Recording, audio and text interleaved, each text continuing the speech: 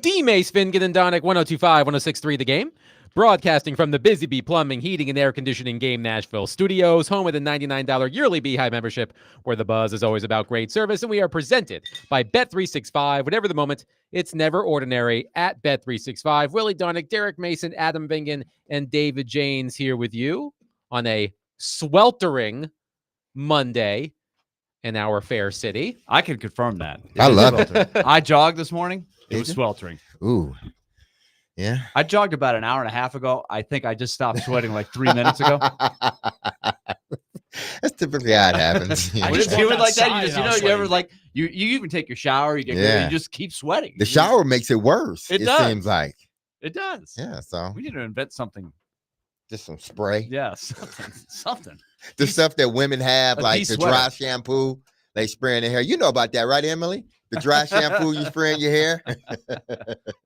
But baby powder is recommended because it's Uh-huh. healthier. Okay. So you can use baby powder. These are tips. These are Exactly. tips. Yeah. There is an old, there is Emily's an got old, tips. Exactly. There we go. it will certainly help Willie, Derek, and I. Oh, the hair? The hair The tips. hair tips. There's an old Yeah. Sears commercial about a couple, and it's really hot outside, and their air conditioning breaks down. And for some reason, it's imprinted in my mind from when I was a kid. So at the end of the commercial, after Sears comes in and fixes their air conditioning, the couple, they're feeling better. They're not drenched in sweat anymore. And the wife asks the husband, what's the temperature going to be? And he goes, another scorcher. And she goes, cool. And every time I step outside of my house now, I say to my wife, another scorcher. So Does she repeat cool? Does she say cool? no, she actually Oh, come hates on. that I referenced the commercial. But nevertheless, I told Willie, I told this to Derek as we were setting up, that I was transported back to my youth on Friday, more specifically to my college years, because we had not gone grocery shopping, and my wife works all day on Fridays. So that isn't to say that I couldn't go grocery shopping, but my wife, she does the meal planning. She knows what to get. So there wasn't much in the house for me to eat for dinner. And man, I had to go back to my college days where you just take whatever you have and try to make a meal out of it. And I took some leftover tortillas and some leftover grated cheese. I think this is a fine art, by the way. Yeah. This is a very important skill that you got. Made myself a makeshift quesadilla. Okay. Found some guacamole. So I'm wondering if you two and our listeners have that. There's nothing in the house to eat. I'm gonna whip up something that is just everything that we have in the house, and make a decent meal out of it. I'll give you one that I did as a kid Uh-huh. that I'm not sure was super nutritious, but it got me by for that particular day. I was looking, there was like nothing in the fridge, nothing. I looked in the cabinet and there was a big can of cranberry sauce, Mm-hmm. just like jellied cranberry sauce, which I enjoy Uh-huh. as a side dish. Okay. But we didn't have anything else. I was No. like, I'm just gonna eat this whole thing. I just took the can opener, I opened the can, I And just you took the ate can, it? I just spooned it right out of the can. Got a little snack there. Got me by for a while. Yeah, I suggest no one do that. Okay. Yeah, I'm not really recommending it. You Your gotta sugar really levels will like- spike. You gotta really like cranberry. Oh my goodness. Ugh, cranberries. That many in the can? No. No. I guess for me, it was more so in college, because when I was younger, shoot, we just grabbed some bread and some butter and some sugar and put it on Yeah. bread and put it in the oven. Sugar toast. That's Yeah, what we used to do. When we ain't had nothing, put awesome. some bread, butter and sugar. It was the best. Or some cinnamon. We would always add cinnamon to it. It was the best. But in college, my go-to was throw the turkey bacon in the microwave, ramen noodles, and water or Gatorade. That's what we used to have. Ramen noodles, turkey bacon, and water or Gatorade. Okay. I don't know how nutritious that is, but it was good. See, Another one we had was my brother and I were latchkey kids. Like our parents both worked. Now my dad, we lived on a college campus, so my dad was never that far. Yeah. We could walk over to his office and find him or find somebody that knew him. That know where if he something at. was going Yeah. on. Yeah. But we were in the house and we had like the instant pancake batter. Like it came in like a milk carton. Wow. And so we're like, oh, we're on today. What are we doing after school? We're making pancakes. Turn on the burner. I mean, we're just very fortunate we didn't burn the house down. Oh, man. We got very good at the art form, my brother and I. We were, 10, 11 years old, 8, 9 years old. Uh-huh. We had They a probably were blast. thick, too. Oh, yeah. We got Those good are at it, awful. though. Thick ones are awful. I had to scavenge. I was like, all Okay. right, are these tortillas still good? Are they moldy? No mold detected. All right. Functional. What if they're just This grated cheese that's at the bottom of the drawer, open it up, smells fine. what if they have expired? Well, then You I'm still gonna eat it? SOL. I'm not that desperate. But it took me back to my college days where you just had to scavenge. All Yeah, right, I this feel is what you. this is what I have. Well, in college, at least you had. I don't know about you guys, but for me in college, I would always pocket something from the food hall. Like I would have my lunch, but I would also take. Yeah, you had to sneak it out. Right, I'm going to take this. I'm going to take this cereal. Mhm. I'm going to take this fruit. I'm going to take this pizza, and you save it for Mhm. times like this. But it's not so easy now. Now, I know some of you are listening and are probably saying you could have just gone to get some fast food. I mean, that is true, but I'm trying to save some money, right? I will eat a makeshift quesadilla if it means saving a couple bucks right now. So, not saying Well, that it's making use of the resources in your house. Like It not makes you feel wasting, good, though, not when you- wasting things, exactly. not It having makes to you throw feel something good. out. Yeah. it's makes the you feel good. closest I'll ever come to being on Survivor. You're like, that's it. I would be absolutely hands down the worst contestant in the history of Survivor, and that show's been on for like 40 years. Yeah, it I'm not feels eating like. no bugs in that. This is the closest I would come to being on Survivor. Sonny on our text line says, I always have tortillas on hand and make burritos with whatever was in the fridge. As a kid, the worst was I would eat a couple of packets of oatmeal dry with no milk or water. Dry cereal sometimes if you're out of milk, you got Dry cereal. No. It's not bad though. It's never dry. Never dry. We would always, if there was no milk, we would put water in it. You'd rather have water than yeah, dry? we would. If we didn't have Okay. any milk, we would put, or if it was a little milk, we would pour some water in it, shake it up, That sounds terrible. and then Water pour it mixed in. with the milk. Yeah, Okay. water mixed with It milk. reminds that- me of another commercial. Speaking of commercials from the 90s, it was a Got Milk ad where this kid was dreaming that he had his dream job. He was a brownie tester. But then he realized that there was no milk in the world and he had to wash down the brownies with water and he woke up in a sweat. But not in the same house as the Sears couple with the broken AC. He woke up in a cold sweat because he couldn't possibly imagine a world where he had to eat brownies without milk. So I would rather eat dry cereal than cereal with water, Derek. What do you Cause milk, I mean, water, man, you had to make do, man. You know, that's what we used to do. Get a little water in it, put some sugar, have that cereal.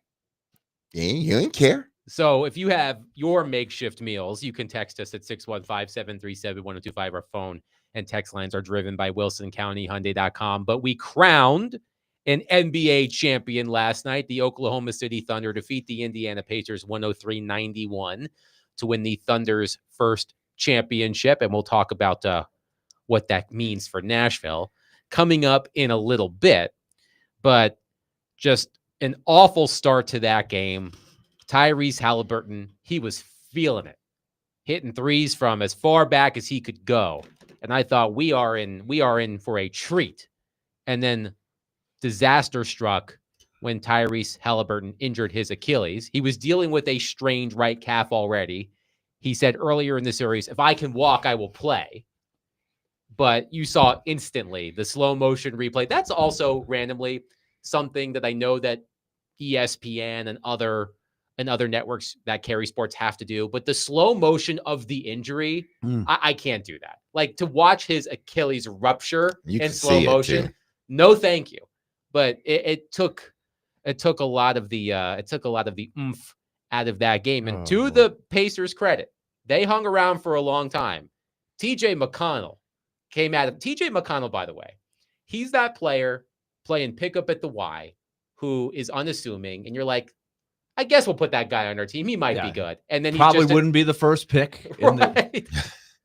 Might No. be the last pick, depending on the level that we're talking. But- and then he gets out there and like, dang. the story of an undersized white guy leading Indiana basketball to glory would have been picture perfect had the Pacers won the NBA title. But congratulations to the Thunder. But that injury to Tyrese Halliburton was sickening, and it just took a lot of the spice out of that game, considering how well he was playing right off the jump. And for a while, you were thinking maybe the storybook, everybody rallies and you find a way.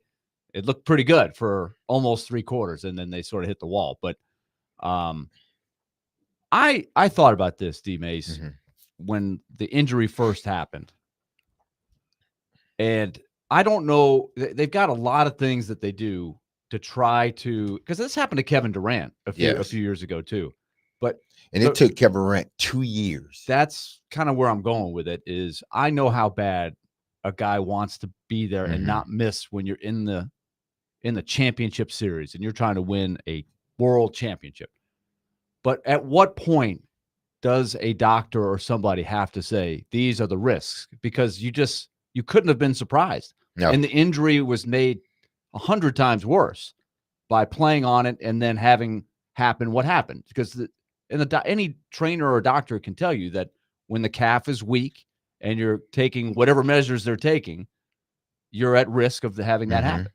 Yeah, and especially with the movements that they make, the sudden change of direction and the stress that they're putting on their lower extremities. And I'm talking about from your knee on down. I mean, and you're already dealing with a calf strain. But you understand. I mean, listen, Halliburton he's a young guy, and he figured, I got through the last game with it. I can get through this game with it. And then it snaps, and now your team more than likely will not be able to secure a victory without you on the court. But it's not even that. It's long term. I predict he will never be the player That's what I'm becoming. About. That's what I'm worried about. I predict it's going to be 2 years before he even gets back into the flow. If he comes back sooner than that, I believe he'll end up getting injured again. This is one of these things, man, where does the career longevity outweigh the moment? And that's what this was. It was the moment that you had. Does it outweigh the longevity of your career? Am I going to sit out this game because I know, if I'm fully healthy, my career will be longer and I may have more opportunities. But if I don't go out there, then I don't give my team an opportunity to win. Would you have played? I would have played. I would have played. I think it's so hard for a player to say. Played. If there was any chance you could sneak through, that you wouldn't do it. Exactly. I would have played. I mean, but it's one of those deals where you have to sort of grapple with yourself, and because are we dealing with the moment, and what we can achieve at this moment, or am I looking at my whole career? I'm 25 years old. This team is relatively young. We got a great nucleus. Should I play it out for the long run, or should I try to win it now? And I do believe if he was to do it, he would do it again. He would play again. I think he would. I heard Bill Simmons say something interesting. And by the way, non sequitur, some breaking NHL news, according to our friend Elliot Freeman. According to Elliot, it appears that the Philadelphia Flyers are trading for Trevor Zegras. That's interesting. It kind of plays into what I wanted to discuss something along those lines later in the program. I'll be interested to see what the return is on that trade. But according to Elliot Freeman, the Flyers are close to acquiring Trevor Zegras from the Anaheim Ducks. The next 2 weeks are going to be really, watching every day for news like this. There's going to be big moves. Bill Simmons was saying that he feels like this might be the first NBA playoffs that comes and goes where the team he remembers isn't the one that won the title. He was talking about the Pacers and what the Pacers accomplished throughout this run, all of those clutch moments, and Tyrese Halliburton specifically, because he was the author of most of, if not all of those clutch moments. This Pacers team was a lot of fun to watch. I can't say I watched a lot of Pacers basketball during the regular season, but their series with the Knicks and this series too, Like this Pacers team was a lot of fun. It's unfortunate that they weren't able to get the job done. The way Halliburton was looking at the beginning of the game yesterday, I think they would have had a really good chance of pulling off the upset had he been healthy and not suffered such a catastrophic injury early in the game. But I thought that was an interesting point from Bill Simmons, who is a basketball historian, that the team he's going to remember more in these playoffs are not the champions. It's the runner-up. Yeah, it's a great observation. And I think if we rack our brains, and this is the summertime, we have fun with topics like this, but do you think it was do you think the 2017 Predators run had a little bit of that, where they didn't win it, but the memories of the never before seen, we've seen some stuff since then, but never before seen huge crowds outside of the arena, up and down Broadway, those visuals, the upset of the Blackhawks, there were some things along the line that have you sort of gravitating towards the underdog. And I think the Pacers had that for sure, right? I like you, Adam, I probably did not watch a second of the Pacers in the regular season. And in the first round, even one of my son's good buddies at college is from Indianapolis. And so he had an interest. He's like the first Pacers fan that I think I've met in a long time. And that was like, oh, the Pacers are pretty good. And then it just slowly brings more and more people in with some of those magical things that happen. Yeah, if you look at the Pacers, I'm going to always remember OKC because of what SGA was able to do, and how dominant he was.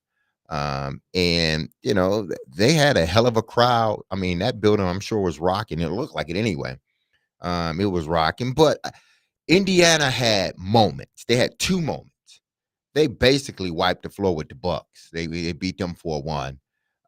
They had the moment in with the Cavaliers, the one game, but they basically swept up the Cavaliers too. They beat them 4-1. It wasn't until the Knicks series, even though they dominated the series, it was almost reminiscent to the Knicks and Reggie Miller. And then how ironic was it in the first game, the Knicks have the game, all of a sudden the last minute and a half of the game, Indiana scores 9 straight points and ends up tying the game, sending it into overtime, and end up winning. And the iconic choke sign. That's what we're going to remember, the choke sign. It's not necessarily, I think, Indiana, because to me, OKC was a much better team than Indiana. And I think everybody knows, even with Halliburton, they still have were a sense that they're just getting exactly, started, and they're just getting go. Yeah. I am going to remember Oklahoma because this is their first title, and because of who they had when they moved to Oklahoma. KD, Westbrook, James Harden, Perk. They had the big 3 plus Perk, 4. I'm gonna call it the big 4. And they didn't win a championship. And then you look at how each individual went on and won championships outside of Westbrook, and Harden still had one, but KD won one, Perk won one with Boston. That team that they had, that was probably the team that should have really won a championship first. But then you fast forward and look at what they're doing now, the team that they're put together now.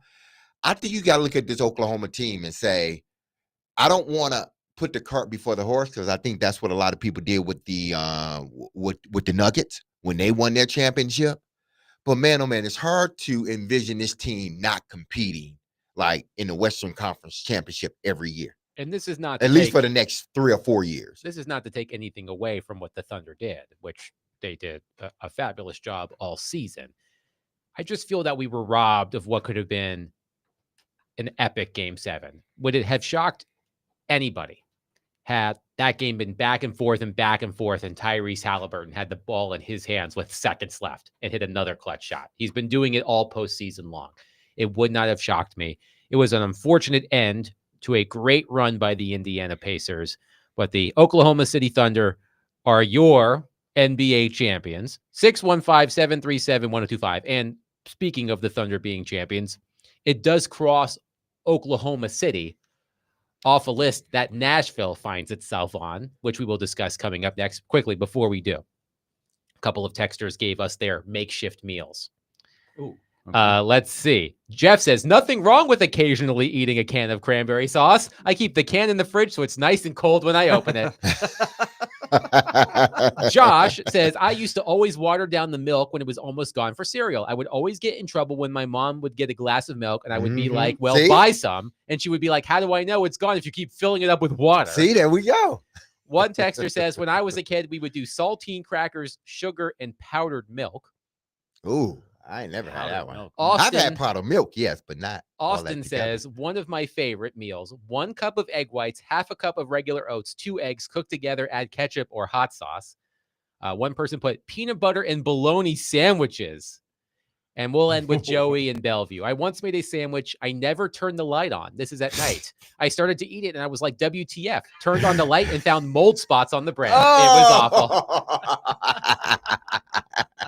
Oh, no. That's bad. That is bad. Yeah, Turn on the lights, Joey. exactly. 615-737-1025. We'll take more of your makeshift meals. But coming up next, as I said, with Oklahoma City winning the NBA title, it crosses off that city from a disappointing list that Nashville finds itself on. And I have a question for Derek and Willie and all of you, and we'll get to that next. 615-737-1025. This week's Nashville's best deal is Red's Hot Chicken. Red's Hot Chicken on West End is bringing the heat. Don't miss their hot chicken and waffles or the mac and cheese crunch wrap. Get a $30 gift card now for only $15 while supplies last at thegamenashville.com/deals.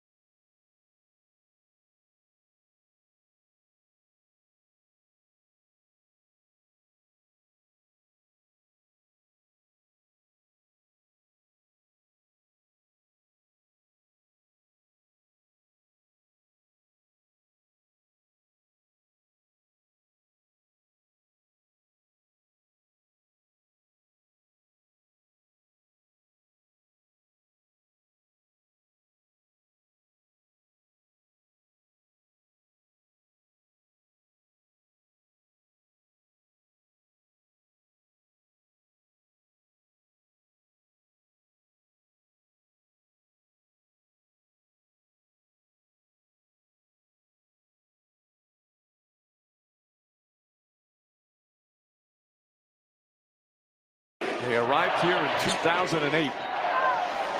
And this city, this fan base, this community has embraced them from day one. Shot clock is off. They'll run it out.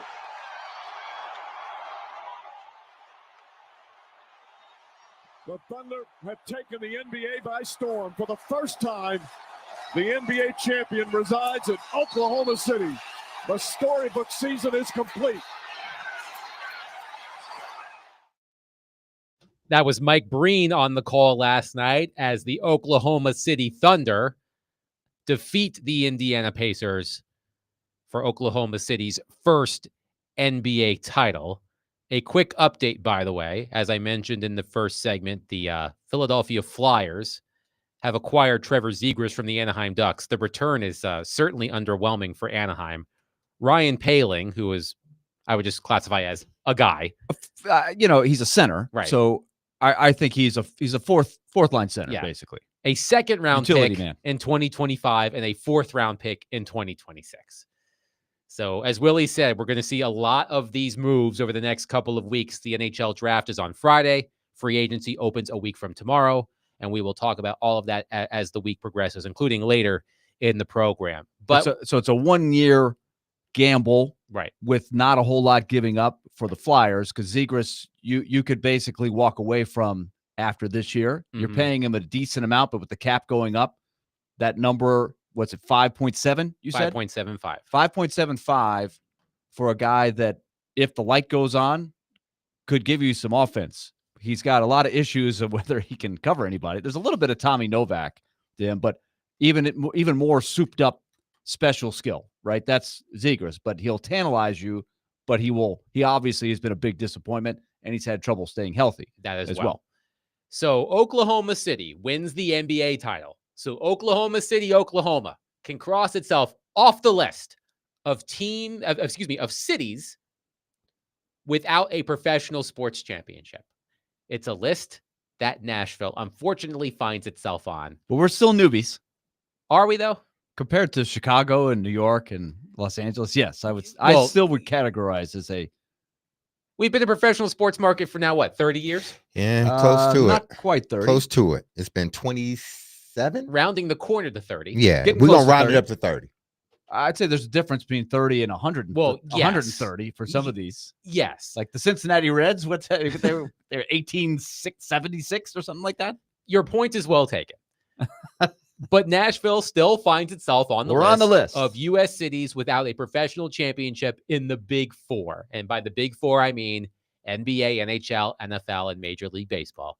Respectfully to Major League Soccer, I am excluding that league in this conversation. So this is what I was thinking about earlier today. And I want all of you to chime in at 615-737-1025. Where does Nashville rank among U.S. cities without a professional championship in the Big Four in terms of title hopes?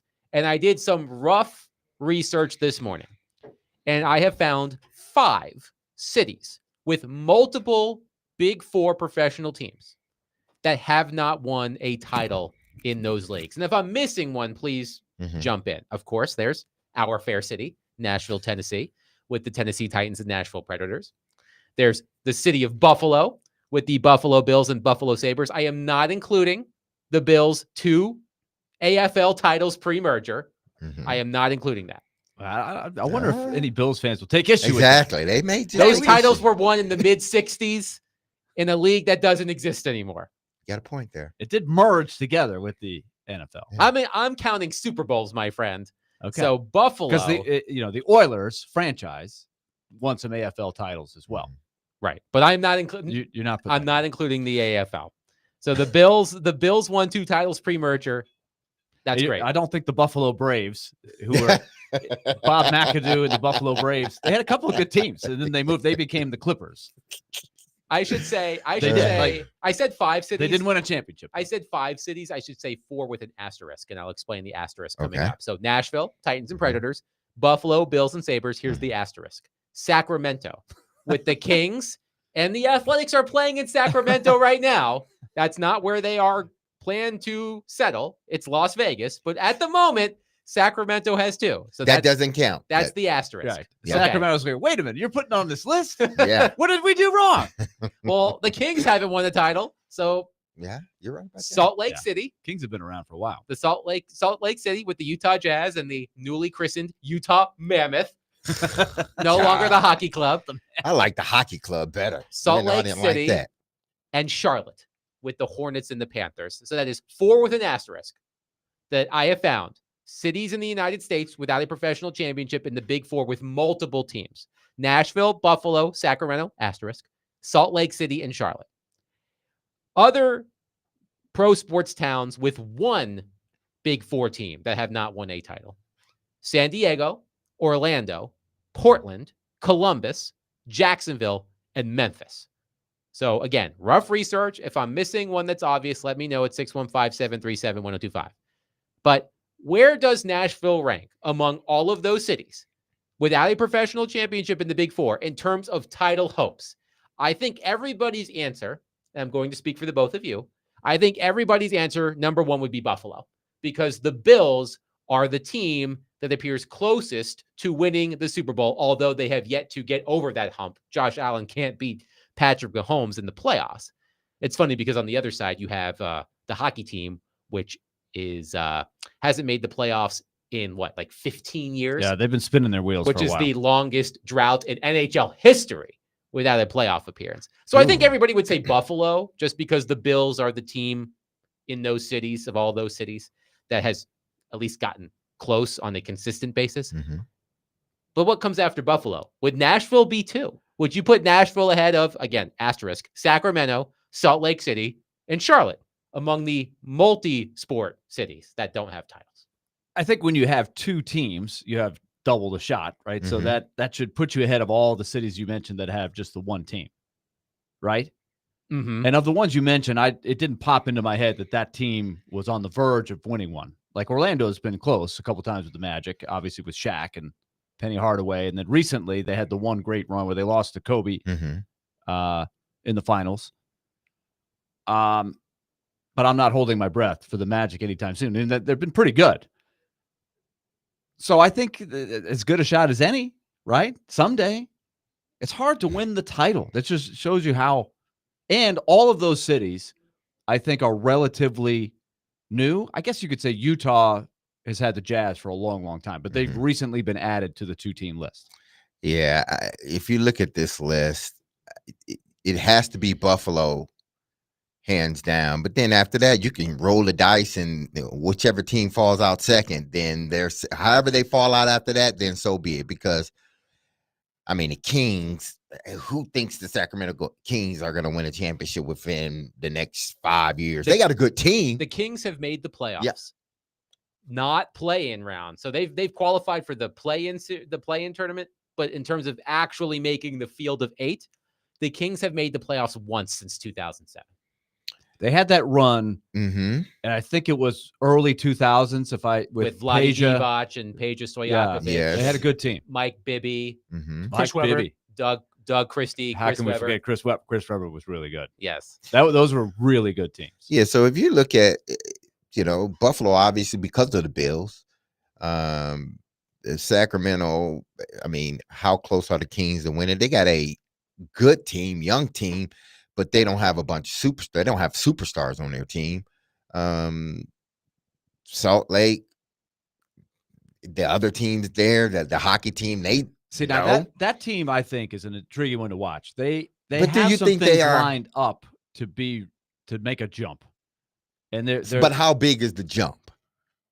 that's the question. Are we jumping over a creek, or are we jumping over, I think, and this is a not, lake? this is probably another thing that is working against the Predators in where they want to go, is that Utah is in Nashville's division, and they look like they've got the pieces, a lot of the pieces that are on the verge of making a jump. That you've got to make a jump to the playoffs and then start winning some playoffs.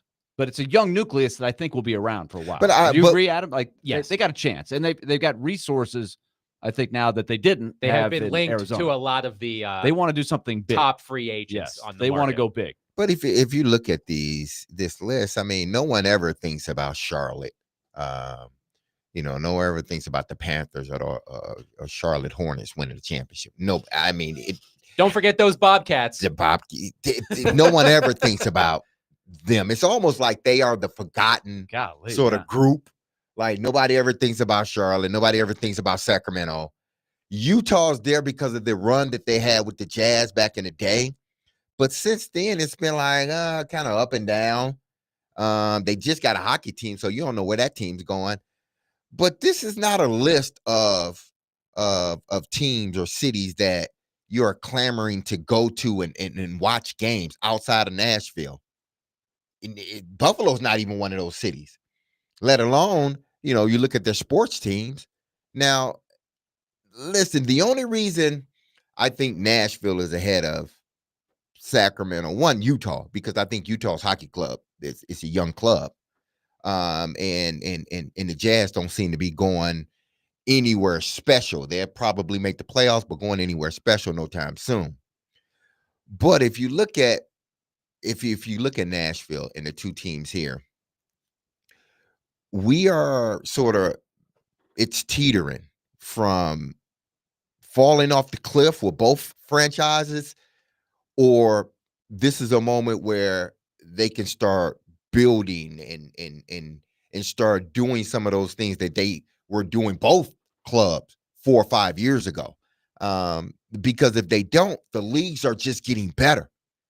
The AFC South, regardless of what we said about it, it's going to get better. And if the Titans don't figure it out, they're going to get left behind, not just in AFC South, because to me, AFC South for the next couple of years only going to get one team in, I believe.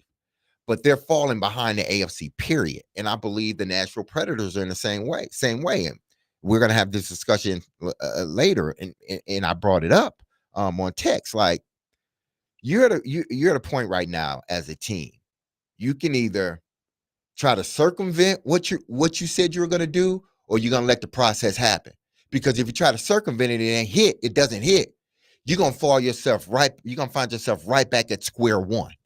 And I think that's where both of these teams are at, where if it hits right for this team this year, both teams this season, then okay.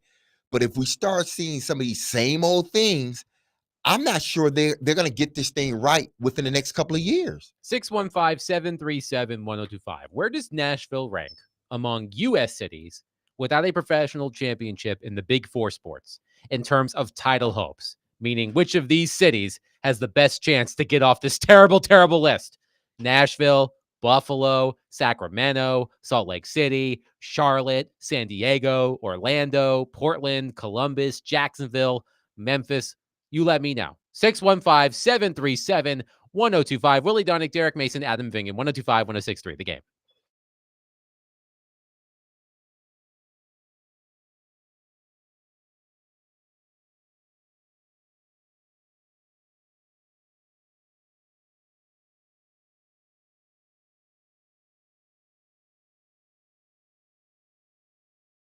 All right, let's tell you about Loan Pronto. If you are in a situation where you're looking for cash and you need it fairly quick because you want to address some things, whether it's a home improvement project or maybe knocking down some high-interest debt, credit cards, car loans, etc.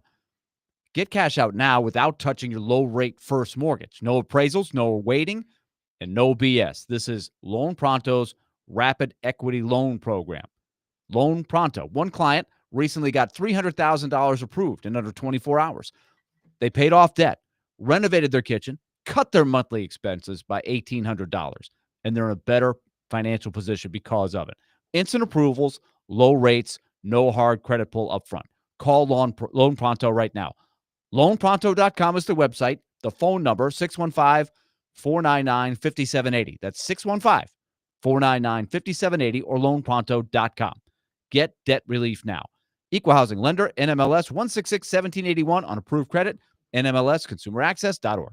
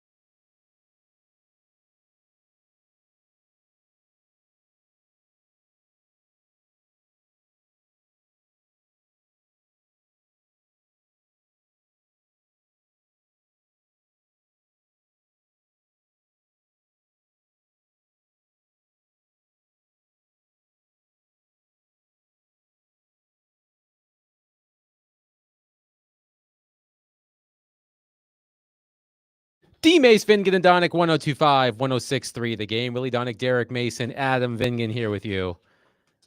Talking about how Nashville has a little less company on the list of U.S. cities without a professional championship in the Big Four sports because Oklahoma City now has its title with the Thunder winning the NBA championship last night. So the question I have for all of you at 615-737-1025, where does Nashville rank among U.S. cities without a professional championship in the Big Four in terms of title hopes? Mark from Gallatin says, easy, Buffalo. I think we would all agree with that because of all of the teams and the cities that don't have a professional championship. The Bills are the team that has shown that they can compete at the top of the league. Now, they haven't been able to break through. We know about the, 4 consecutive Super Bowls they lost at one point. Josh Allen hasn't been able to defeat Patrick Mahomes in the playoffs, but the Bills, they're in the conversation every year in the NFL. But here's a question I have for you, Willie and Derek. I'm looking at some of these teams. Again, Nashville with the Titans and Predators, Salt Lake City with the Jazz and the Mammoth, Charlotte with the Hornets and the Panthers, if you want to include some one pro sports teams in terms of Big Four, Jacksonville. Which of these teams do you think at this moment which of these teams do you think is best positioned to hopefully one day compete for the Super Bowl? The Titans, the Panthers, or the Jaguars? I think, being objective, I still think the Jaguars could have the light go on. And it to me, it really hinges on 2 guys, and that would be one for sure. Trevor Lawrence has to make the huge jump that he hasn't made, but you still can see it in him in glimpses. I don't think it's ridiculously unreasonable to think he couldn't have, even if it was a one-year wonder, right, where everything came together.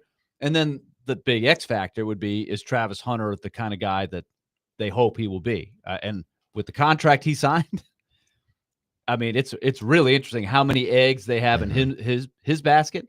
And we've seen things go horribly wrong for Jacksonville more often than they go right. But I would have to say that team, to me, would be the answer. Yeah, the way it's looking, and I've said this, just about every year. Jacksonville, but it seems like they can't. Jacksonville is becoming the new Indianapolis Colts. That for some strange reason, you're always picking Jacksonville or Indianapolis to be in a mix. And each and every year, both teams end up felling you if you're picking them. But it's still another year where, I'm going to go with Jacksonville. I think they're positioned better. Do I think they're coached better? I don't know, because, this would be his first year. Jacksonville's head coach. It'd be a first-year head coach.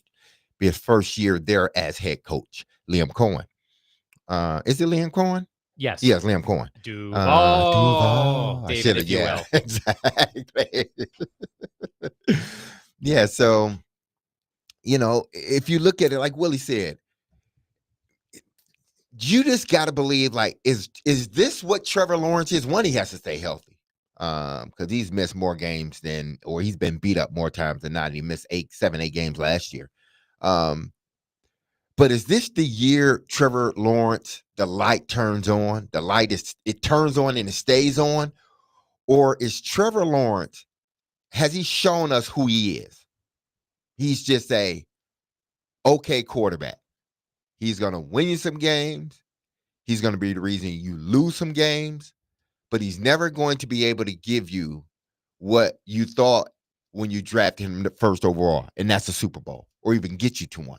But I still think Jacksonville, when you look at the talent they have across the board, they should be a team that, if you're looking at these cities or teams within the cities, they should be the team that you believe should win a championship before anybody else outside the Buffalo Bills. There's another team on this list, and Willie, baseball is my blind spot, so I am going to rely on you.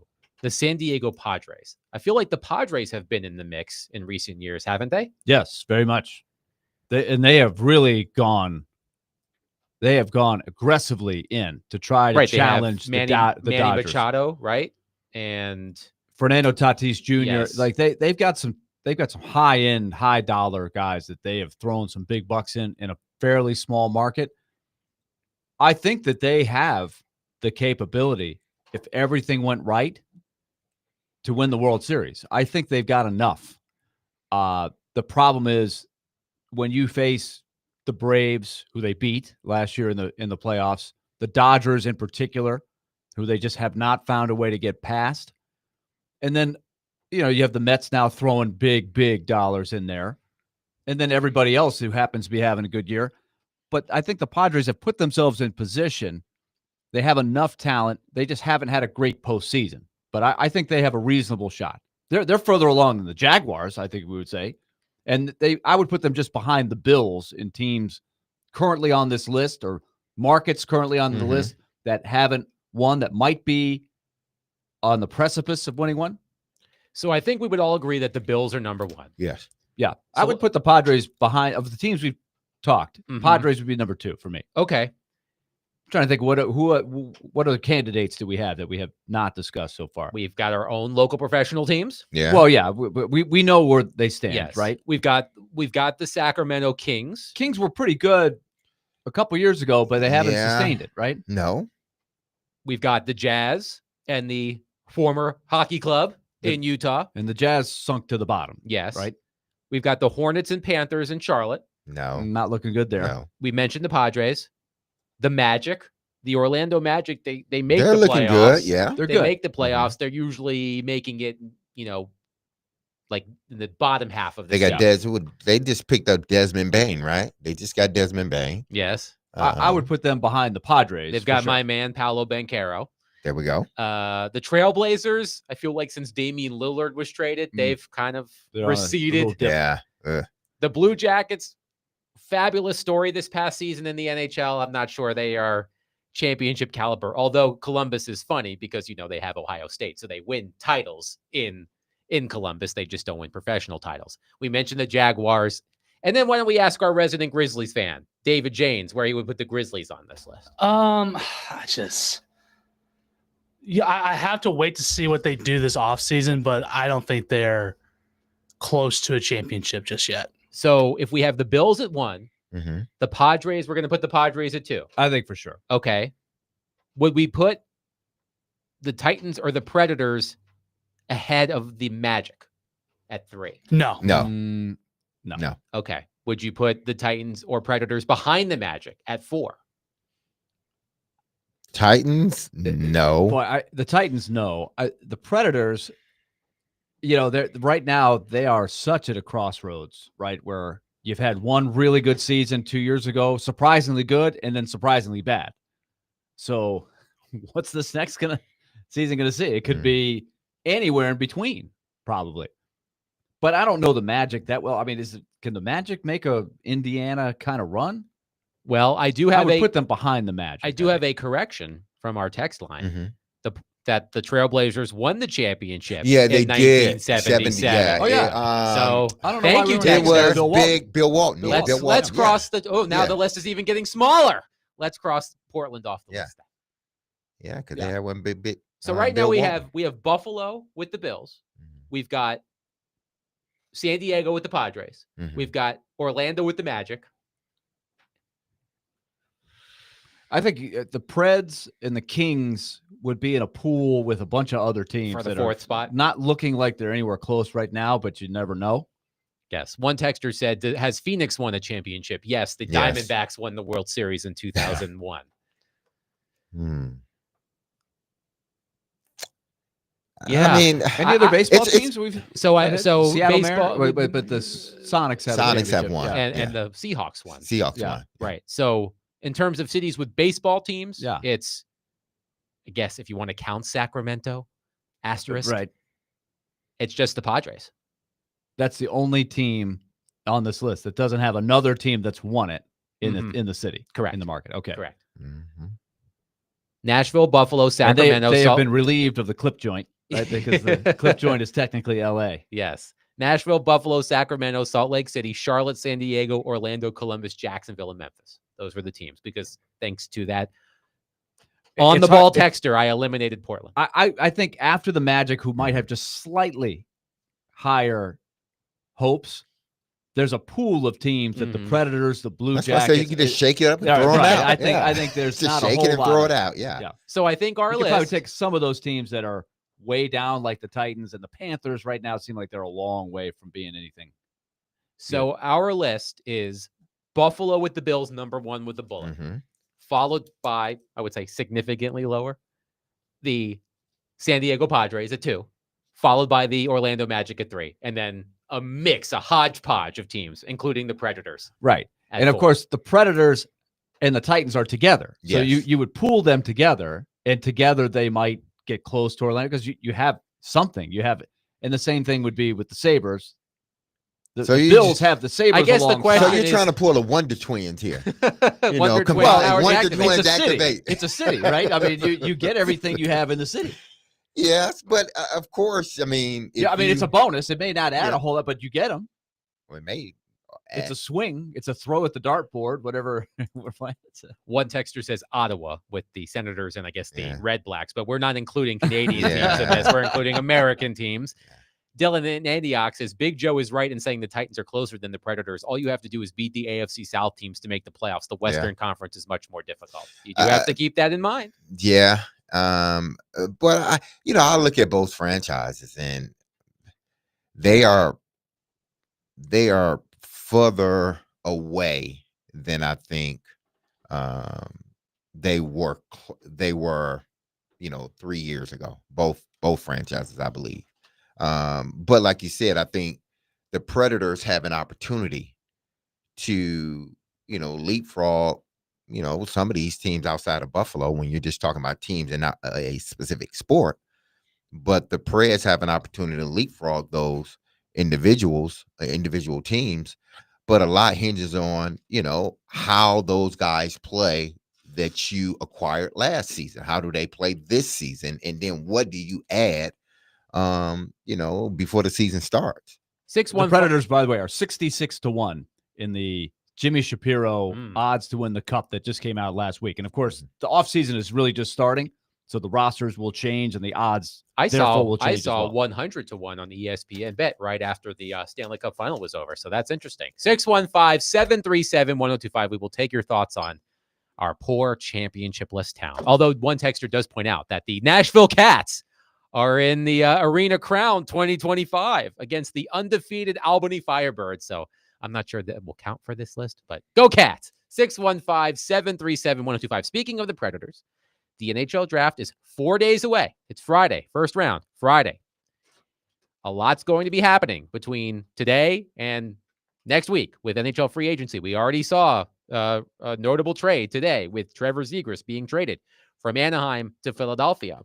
And I read an interesting report on ESPN about the Predators and the NHL draft. We'll discuss that coming up next. 615-737-1025. Willie Donick, Derek Mason, Adam Vingan. 1025-1063, The Game.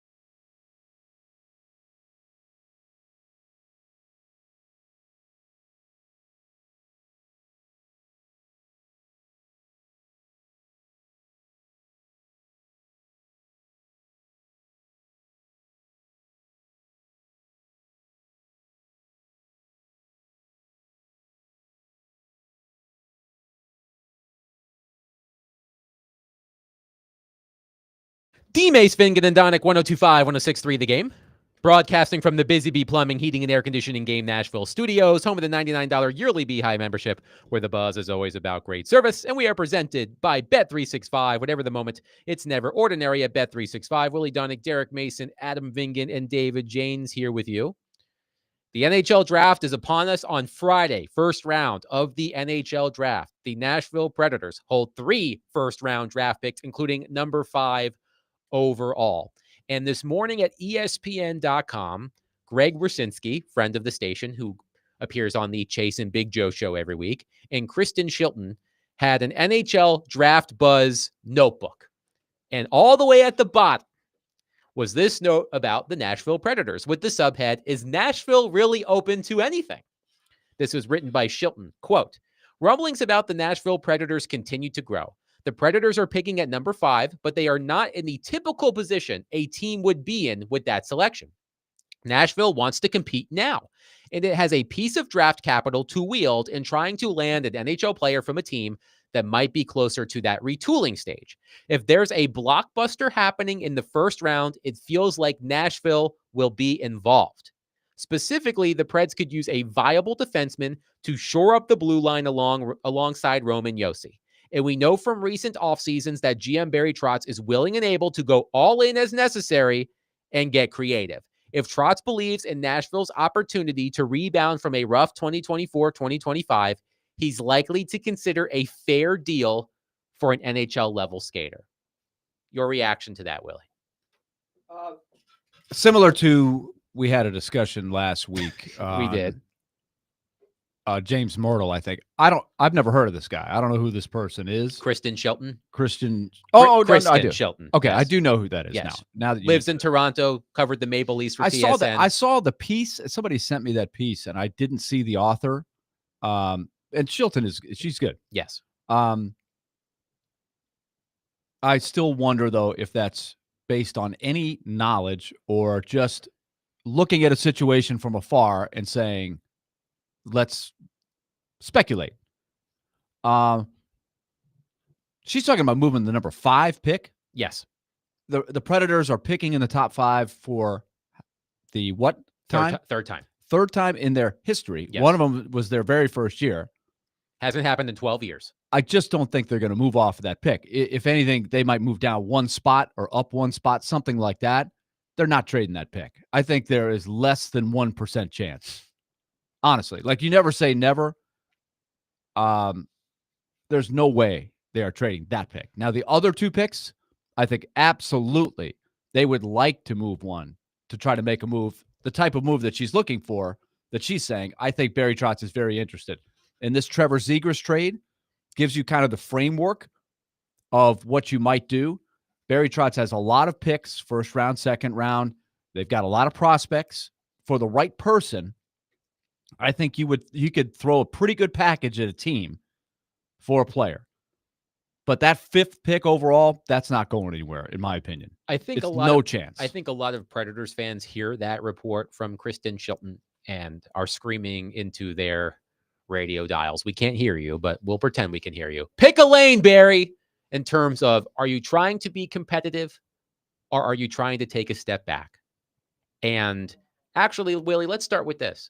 You weren't here at the end of last week. You haven't had a chance to react to the Predators' reacquisition of Eric Haula. Your thoughts on that deal and what it says about the Predators next season? I've tried to look at it a lot of different ways. I think it is a move that could be a solid move. The more I look at it, this is what I come to the conclusion of. It's a 1-year deal. He makes the same amount of money as Tommy Novak. You can argue that if Eric Haula does anything close to what he's done in the last 2, 3, 4 seasons, admittedly, he did not have a good year last year, nor did the Devils, really. A lot of things went wrong. But if Eric Haula has an Eric Haula year, you could argue he'd be more valuable than Tommy Novak, or equally as valuable in a different way. He's not going to score a lot, but he could give you a little bit of secondary scoring. He's a useful guy on the penalty kill. He wins faceoffs. He's listed as a left wing, but he could be a quasi center alongside of a young center like Fedor Svechkov. It might be a good sidekick to have for him. If in a pinch you needed him to move up and play second line center, if he were hot for a few weeks, this is, and remember Eric Haula played for the Devils when Andrew Burnett was the guy sort of running the Devils alongside of Lindy Ruff, and they had a big overachieving jump. I think Andrew Burnett probably said, Eric Haula is a guy that fits what we're trying to do. I'd love to take a 1-year gamble on Eric Haula. He alone is not going to light it up, but I think he has more usefulness than you might see on the surface for a guy that had 11 goals and 10 assists. He's a good, solid player with a little edge to him, a little nastiness, which I think this team needs. He's a great penalty killer. But it's a game. But here's where I think we're going with the big picture on the Christian Shilton. They're trying to win now. It's again you have 2 lanes, and you just said pick a lane, right? Somebody probably did yell that. It's a 1-year deal, so you have a number of guys that are coming off the books after this year. Bunting, Haula. I'm trying to think of a couple others. McCarron, Sissons. O'Reilly is a year closer, right? You're on the verge of turning over a lot of your lineup. Cole Smith is an unrestricted free agent after this season. And Smith is a little younger. I'm looking at the 30-somethings because what a lot of people are saying is you've added another 34-year-old to a group of 30-year-olds plus that already you're wondering, what can you possibly get out of these guys? And you're saying, well, it's blocking your young players from coming up.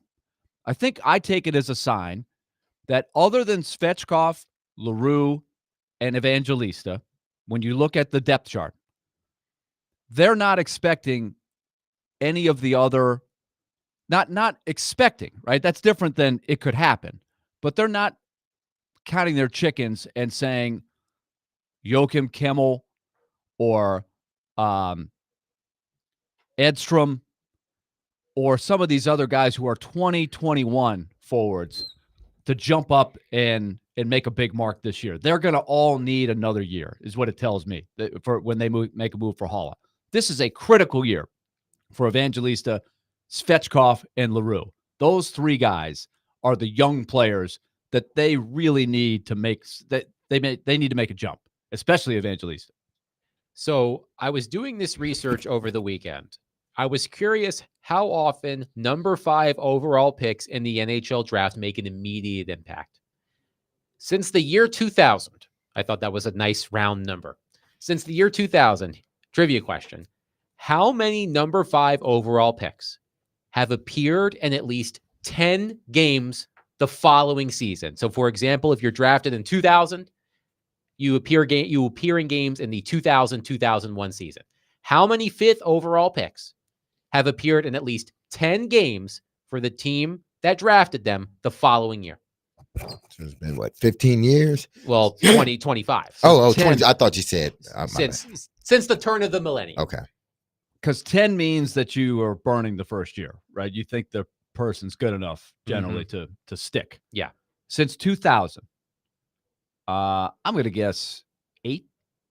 Derek, venture a guess? It's probably lower than that. I would say 4. Derek is absolutely correct. The answer is 4. Mm-hmm. There have been 4 number 5 overall picks who have appeared in at least 10 games for the team that drafted them the following season. Phil Kessel in 2006, former Predators defenseman Luke Schenn in 2008, Elias Lindholm in 2013, and Noah Hannafin in 2015. So 2 forwards, 2 defensemen, only 4 players drafted 5th overall. You could say made an immediate impact for their team the following year.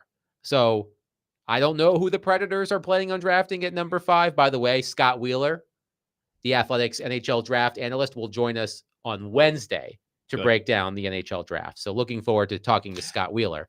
But I don't think Predators fans are going to be surprised to hear this.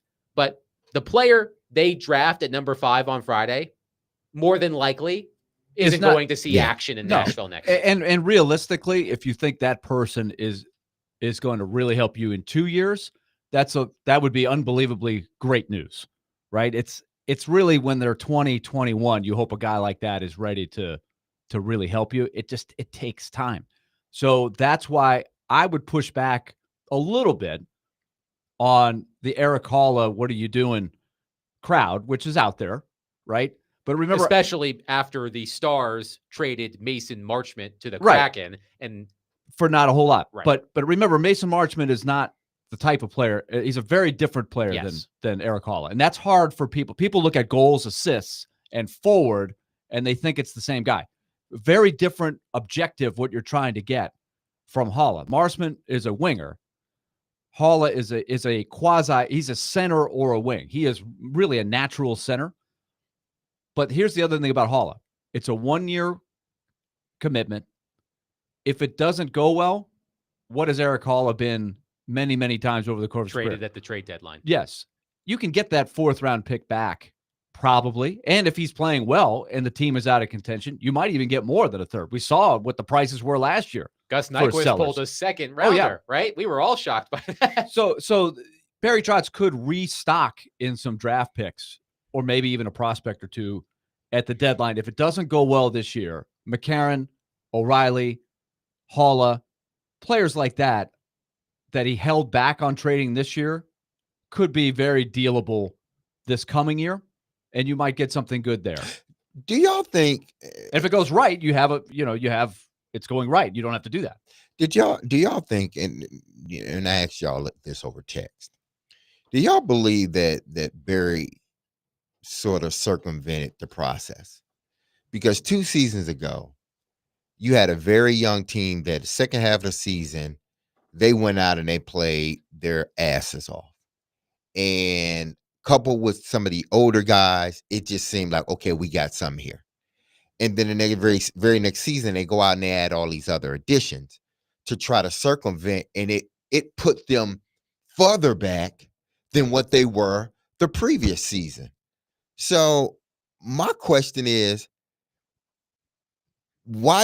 is it good to circumvent if you're screaming the process and you're asking your fan base, listen, this is how long it's going to take us a minute. We got a bunch of young guys here. It's going to take us a minute, and this keeps you on board. So if we do have a bad season, you understand. And Barry's been up front with that. But if you're telling everyone, trust the process, we got a bunch of young guys, but then you go out and you circumvent the process and you end up a worse team. Why even do that? I think he was prepared to go down a longer road of rebuild, and I think they did surprisingly well 2 years ago. And that, I think, altered. And he still, to his credit, he still has not mortgaged any of the future. He hasn't traded a single 1st-round pick, but not yet. But he traded away some of those young guys that, okay, they weren't doing well. They didn't. Their clock did was not. up.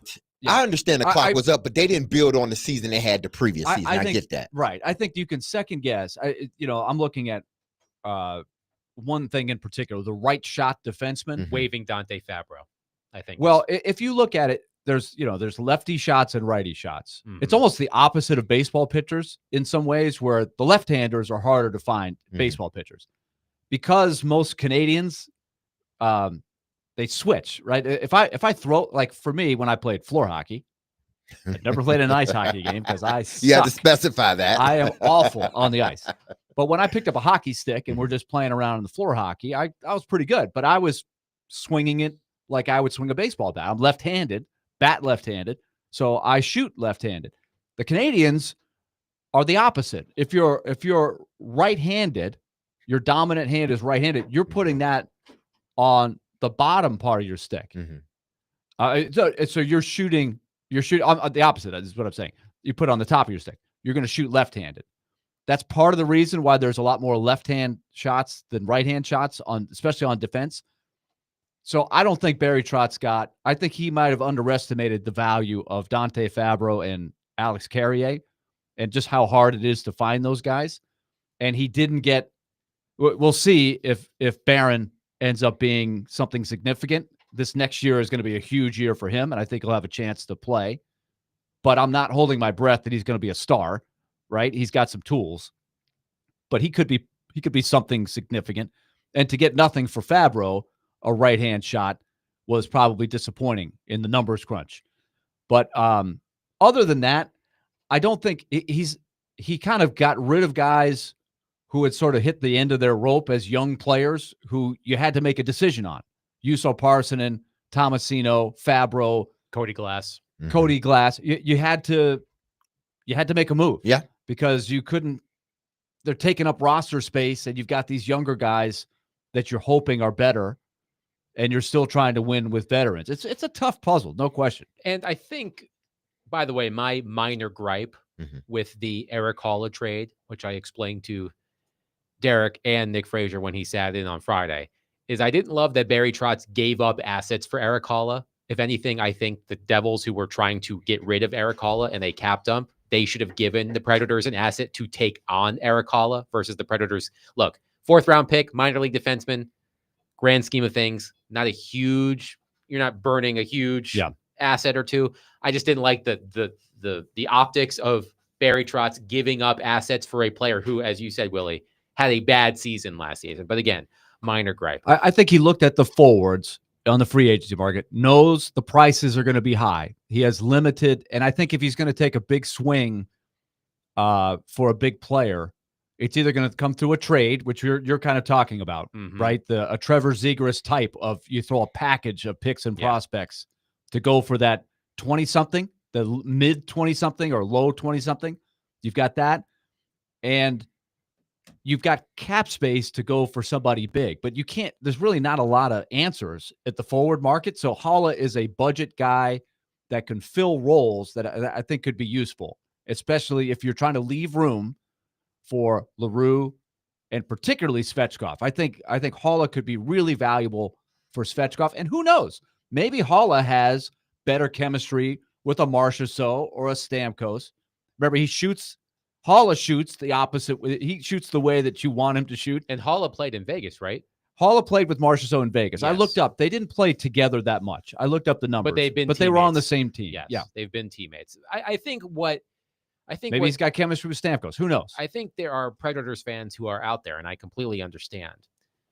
Barry Trotz has said on numerous occasions during his weekly sit-downs with Jared Stillman and interviews he's done with other outlets that he is not interested in doing the full-blown rebuild. Right. He thinks that... And I think a lot of fans would probably have to think twice about, do you want to be bad for 7 years?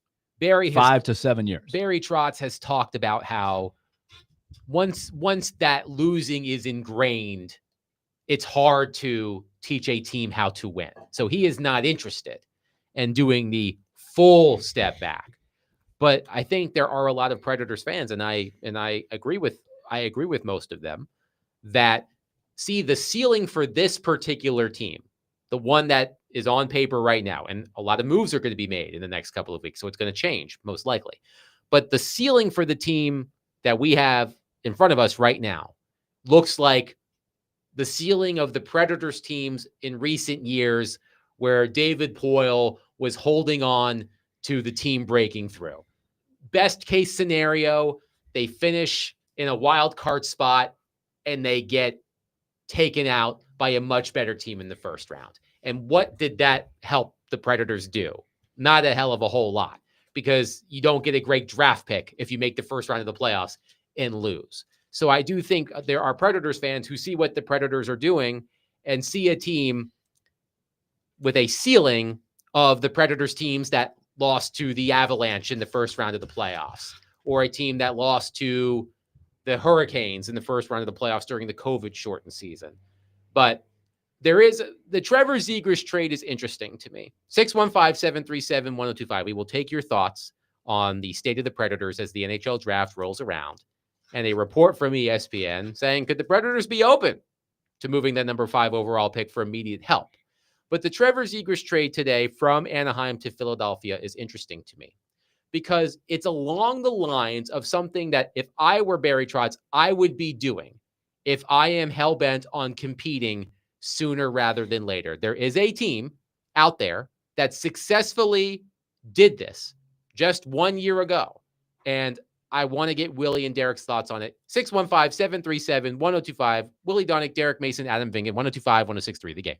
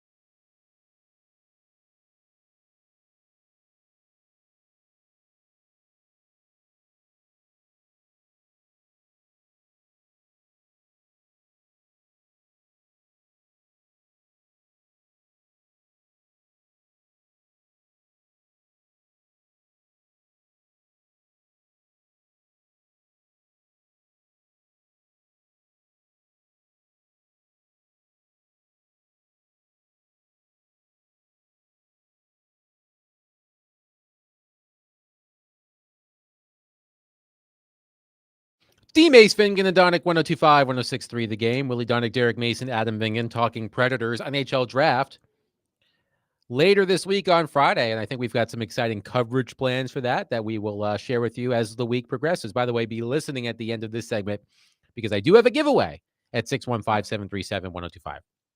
So earlier in the program, as we were discussing my makeshift dinner that I had on Friday night, there was a report in the NHL that the Anaheim Ducks had traded Trevor Zegras. It's now official. The Anaheim Ducks traded Trevor Zegras to the Philadelphia Flyers for Ryan Poehling, who's a veteran forward, a second-round pick, number 45 overall in the draft this weekend, and a fourth-round pick in the 2026 NHL draft. And on the surface, Willie, I would say it's a pretty underwhelming return for the Anaheim Ducks, considering what Trevor Zegras appeared he was going to be. Zegras And that's the key. appeared he was going to be. Yeah, Yes. because I think there was an early flash that he might be something really special Right. at one time, and he has been underwhelming for now 2 full years. right? Back-to-back 60-point seasons in 2022 and 2023. On a really bad team, Was on the cover of the NHL video game. right? He was the hot shot. He was the new kid. Right, and had very flashy plays, in particular the famous flip it over the pass over the top of the net from behind the net Yes. that was batted into the net. That was a viral play that had every little kid, every youngster saying, "Hey, I want to try that." And EA Sports programmed that Yeah. into the game Exactly. when he was on the cover. But that doesn't necessarily mean that he's a winning player, right? There's a flash, and then there is this guy helping us win? But at the end of the day, he's been in the league now for 5 seasons, parts of 5 seasons. He just turned 24 years old. He turned 24 years old in March. So the Philadelphia Flyers are taking a gamble, although I guess you may not even call it a gamble, considering they really didn't give up much of significance, I would say. But they are taking a gamble that they can put Trevor Zegras in a position to succeed, and that Zegras can help the Flyers get back to relevance, because the Flyers, Yes. they've struggled these past few years.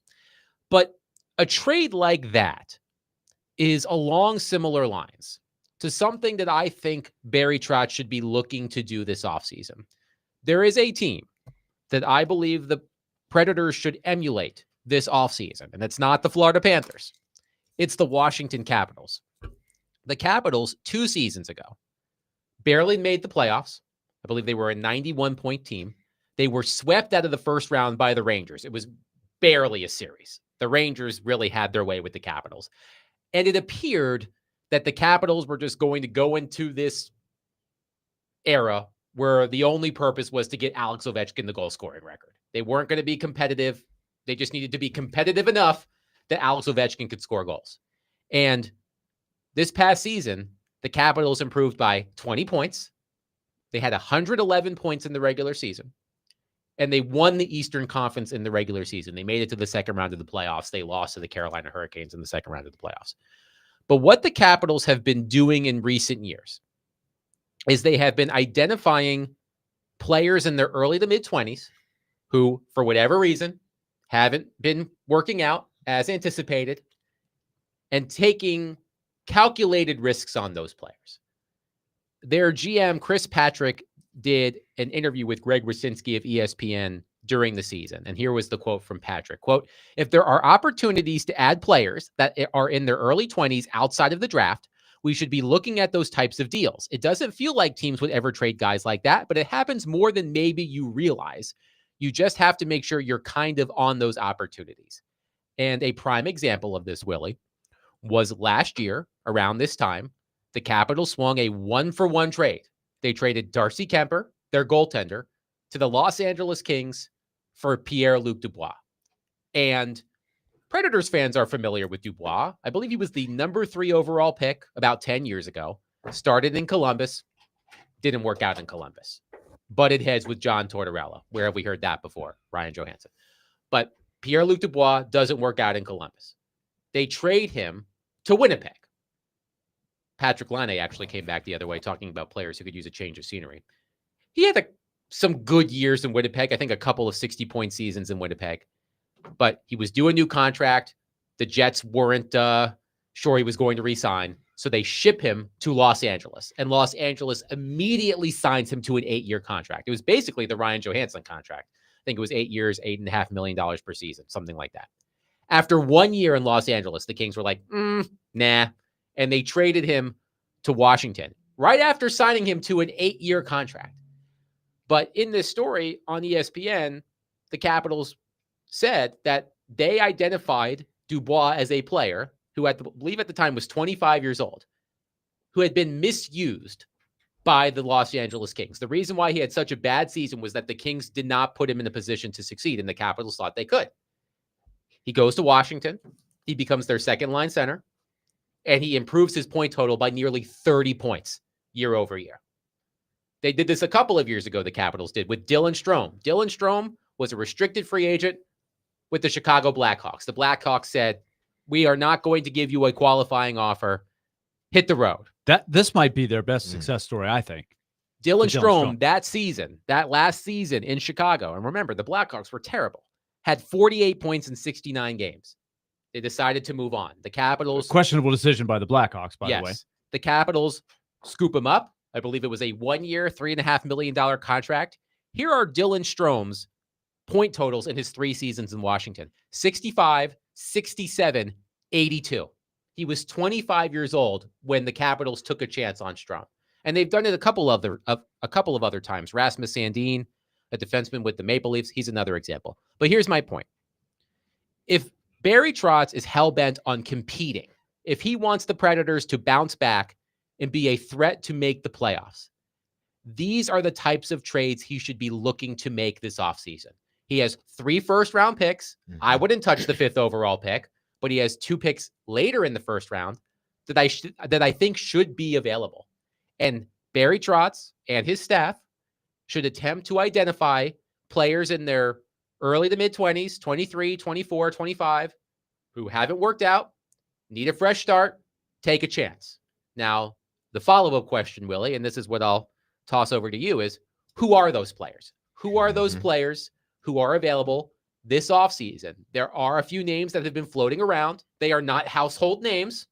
They may not pass the Jared Stillman, Mikhail Granlund rule, which is if Jared Stillman's never heard of you, you're not a good hockey player. So you can be as lazy as you want and not know people, and then we just don't know them. You say, well, he must stink.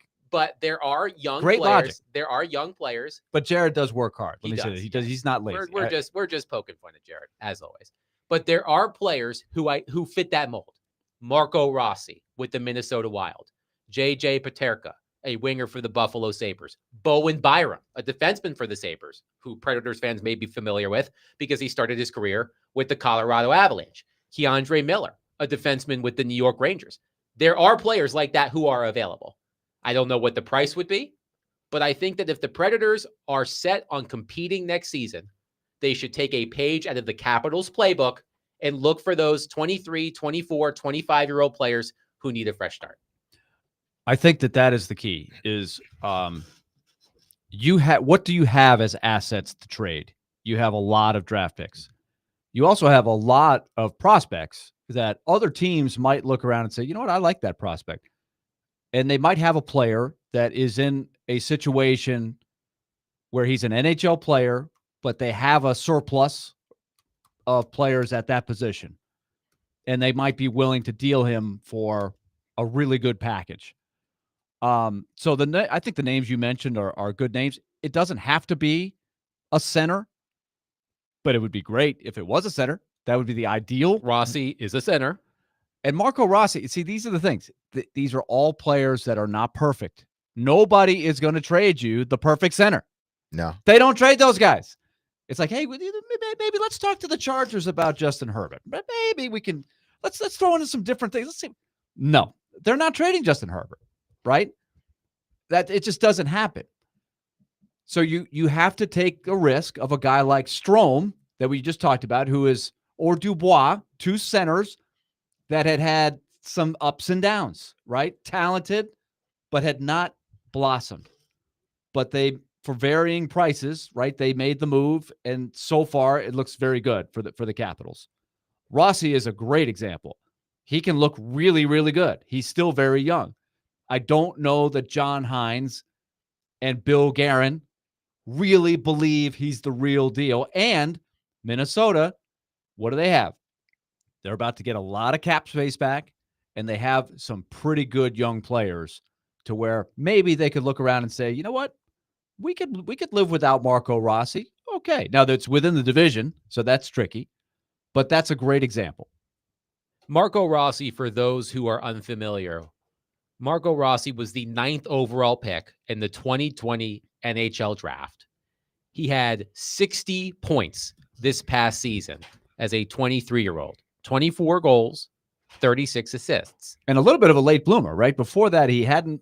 He also had health concerns. He had a heart condition, myocarditis, I believe, that that derailed his Definitely career. should to start. note that. I didn't Yes. know that. If I recall correctly, He had a couple years where you were kind of saying, "Where is it? Is this happening?" Like he had not really made his mark until last year. Is that fair to say? Yes, he had 60 points during the regular season, but he was a complete non-factor in the playoffs. The Wild played 6 games against the Golden Knights. His ice time was telling. His ice time went from more than 18 minutes per game in the regular season to just over 11 minutes per game in the playoffs. And we talked about this, Derek and I, with Elliot the other day.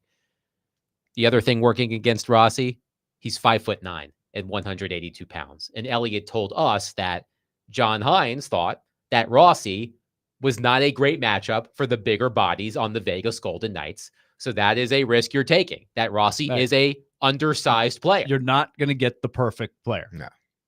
But is Rossi, in theory, quite a bit better than what you've got, Absolutely. especially in that age range? Yeah. I'll give you another guy that Elliot brought up in a recent podcast that is intriguing to me, and this is with no knowledge of the Predators, but Noah Dobson is a right-shot defenseman who is very talented. He's 25 years old. He is a restricted free agent for the Islanders, who are in a tough spot. They won the lottery, so they have the first pick, but they are really staring right at a retool. They don't have a lot of prospects. So what the Predators have to trade them could be of interest to them. If the Islanders saw Noah Dobson and say, you know what, his next contract is going to be very, very expensive just because of where he is in his career, what he's done, even though he's not the perfect defenseman, but he's a right shot, which is hard to find. His value is going to be very high. Evan Bouchard, if you watch the playoffs for the Oilers, is another guy that's about to get a huge paycheck. And what Bouchard gets, Dobson's going to be sort of right in that ballpark, maybe a little bit under.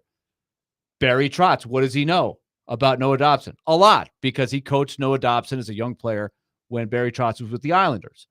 So Barry Trotz could go to the Islanders and saying, if you're not going to pay the big contract to Noah Dobson, we might be interested in doing that. You guys need assets. We could put a package together for that. So I think the target, as you said, Adam, is key. Mid-20s, 23, 24, 25 years old. Yep. You're going to have to give up something to get those guys. They're not going to be perfect players. But in the light of the Capitals, you could hit and get a big improvement on what you have and avoid adding 30-somethings, right? And still have enough of the young pool of players and draft picks that you have coming through the ranks that you're not completely gutting your farm system. The Capitals hit the jackpot on Dubois, Yeah. on Strome. Rasmus Sandin was a first-round draft pick of the Toronto Maple Leafs on defense.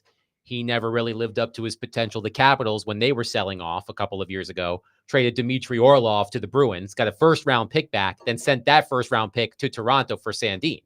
Now Sandin has turned into a top-4 defenseman for the Capitals. You could even throw Jacob Chikrin, easy for me to say, into that mix. But we will continue this conversation. We have plenty of reaction on our text line, 615-737-1025.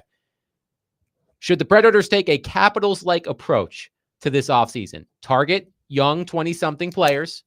As Willie said, they're imperfect, but if you hit it big, you could accelerate this team's path back to contention. 615-737-1025. Willie Donick, Derek Mason, Adam Vingan, 1025-1063, The Game.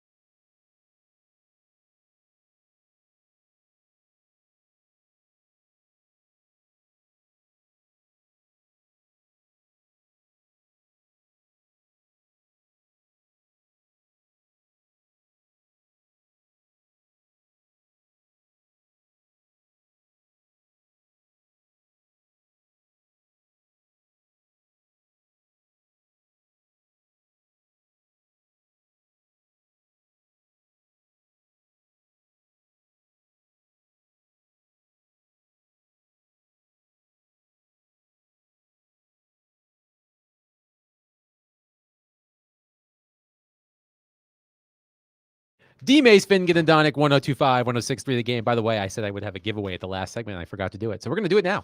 Be caller number 2 at 615-737-1025. Caller number 2.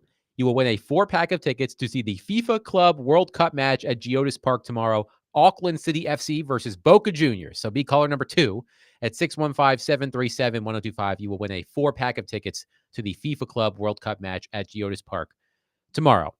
Talking Predators, a plan I think that Barry Trotz should enact this offseason, replicating what the Capitals did last year and in recent years. One texter says, absolutely no faith in Trotz to facilitate a trade at this point. The guy has been taken by every GM he's done business with.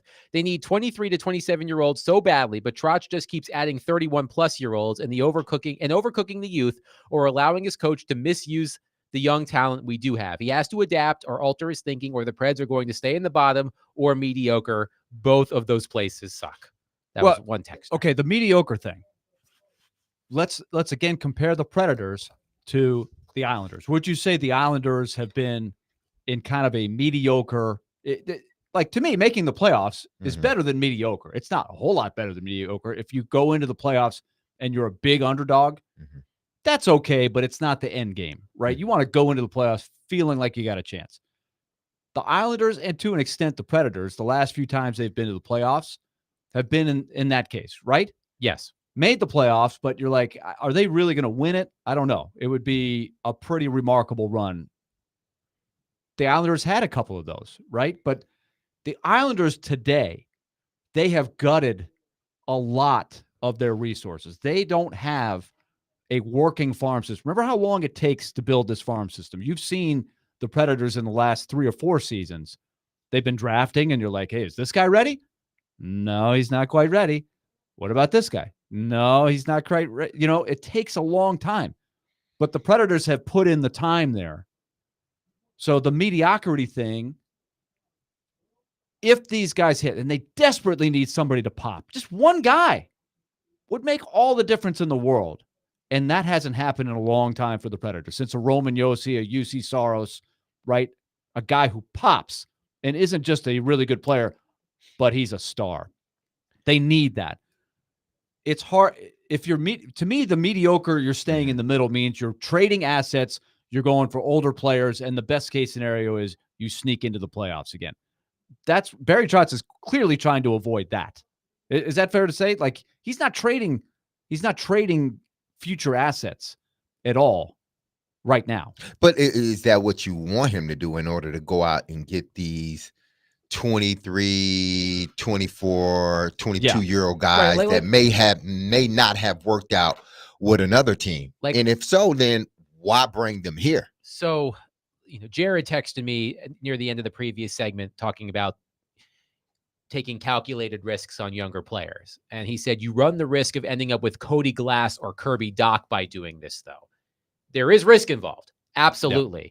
I would argue he's absolutely right. I would argue that everything has risk. I would argue that Marco Rossi has done more in his career already than Cody Glass and Kirby Dach. Sure. Yeah. So there is absolutely risk in it. So what if you do it and it doesn't work? Then what would be your plan? Because I could say doing these nothing, young players, but doing nothing could also not work, right? But you're developing your in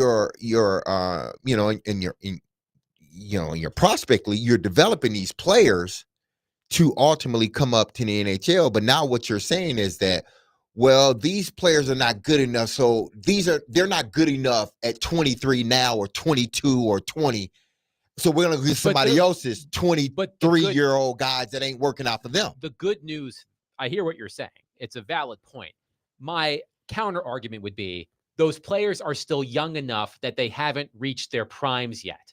This is different. Well, work on your players to get them to reach their prime. There's that too. You actually need both. Yes. Because you're not trading all of these assets you have. You're trading some and future picks. Right. Let's just say for they have a ton of picks. Let's just say for the purpose of this conversation, I don't know if this is a realistic trade. I'm just using it as a hypothetical. Let's say the Predators gave up the later of their the second and third of their first round picks. So the Tampa Bay pick and the Vegas pick. Both of them? Let's just say, for the purpose of this conversation, you gave up both of those picks in the 20s for Marco Rossi, right? The likelihood of, is it 23 and 28? Are those the numbers, the specific Okay, yeah. numbers?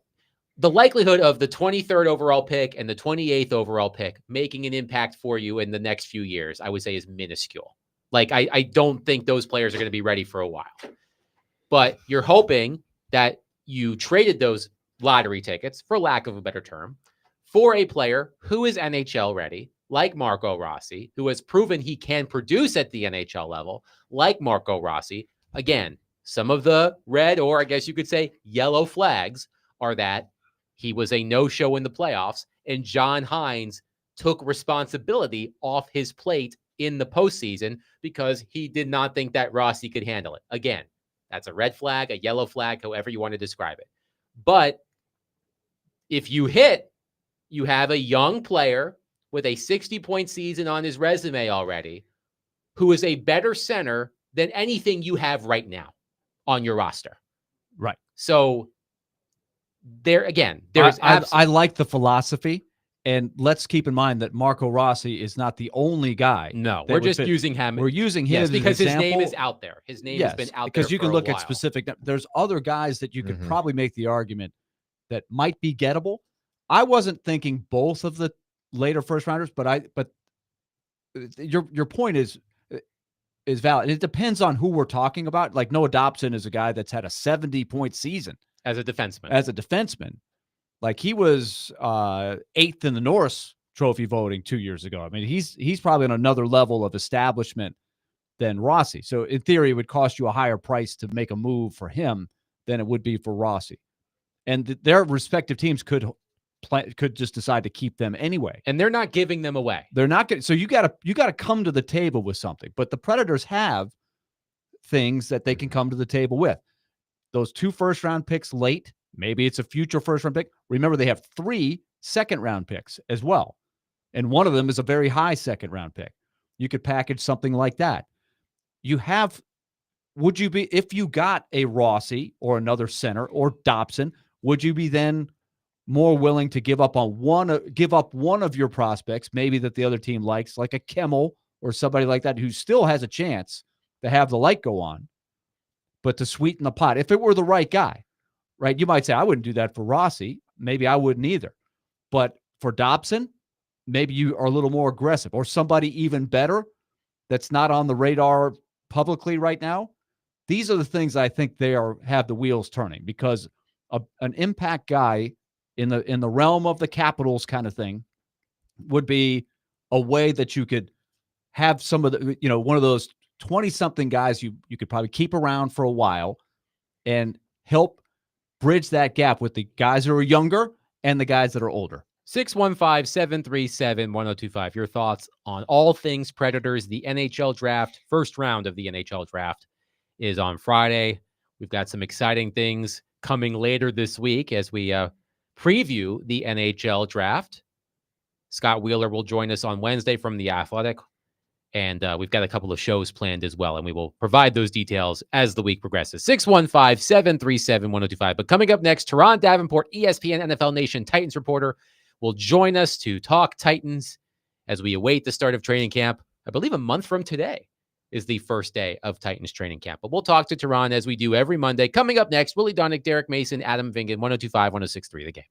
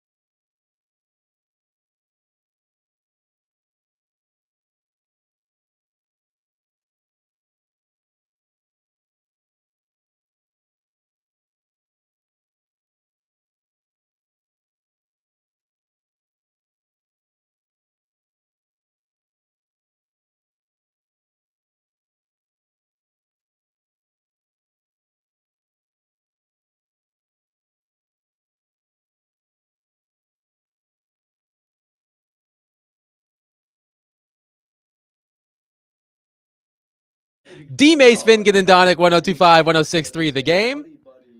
Broadcasting from the Busy Bee Plumbing, Heating, and Air Conditioning Game Nashville Studios, home of the $99 yearly Beehive membership, where the buzz is always about great service, and we are presented by Bet365. Whatever the moment, it's never ordinary at Bet365. Willie Donick, Derek Mason, Adam Vingan here with you, joined on our phone line, driven by WilsonCountyHyundai.com, as we are every Monday at 1 o'clock by our main man, Teron Davenport. Hello, Teron. How are you? Hey, what's going on? So, training camp's a month from today, I want to say, July 23rd. Yeah. So Yep. we are nearing the start of training camp. So far, so close yet so far away. And I'm thinking about positions that the Titans could make additions to over the next month. I think a popular choice among Titans fans would be cornerback, depending on the situation regarding L'Jarius Sneed. Derek and I were talking about this last week. The free agent cornerback market, I would say, is fairly robust. There are a lot of well-known cornerbacks who are on the market now. They all come with their own flaws, but I'm wondering if L'Jarius Sneed's status is up in the air. Are there any free agent cornerbacks, I should say, that you see who could be a fit for this team?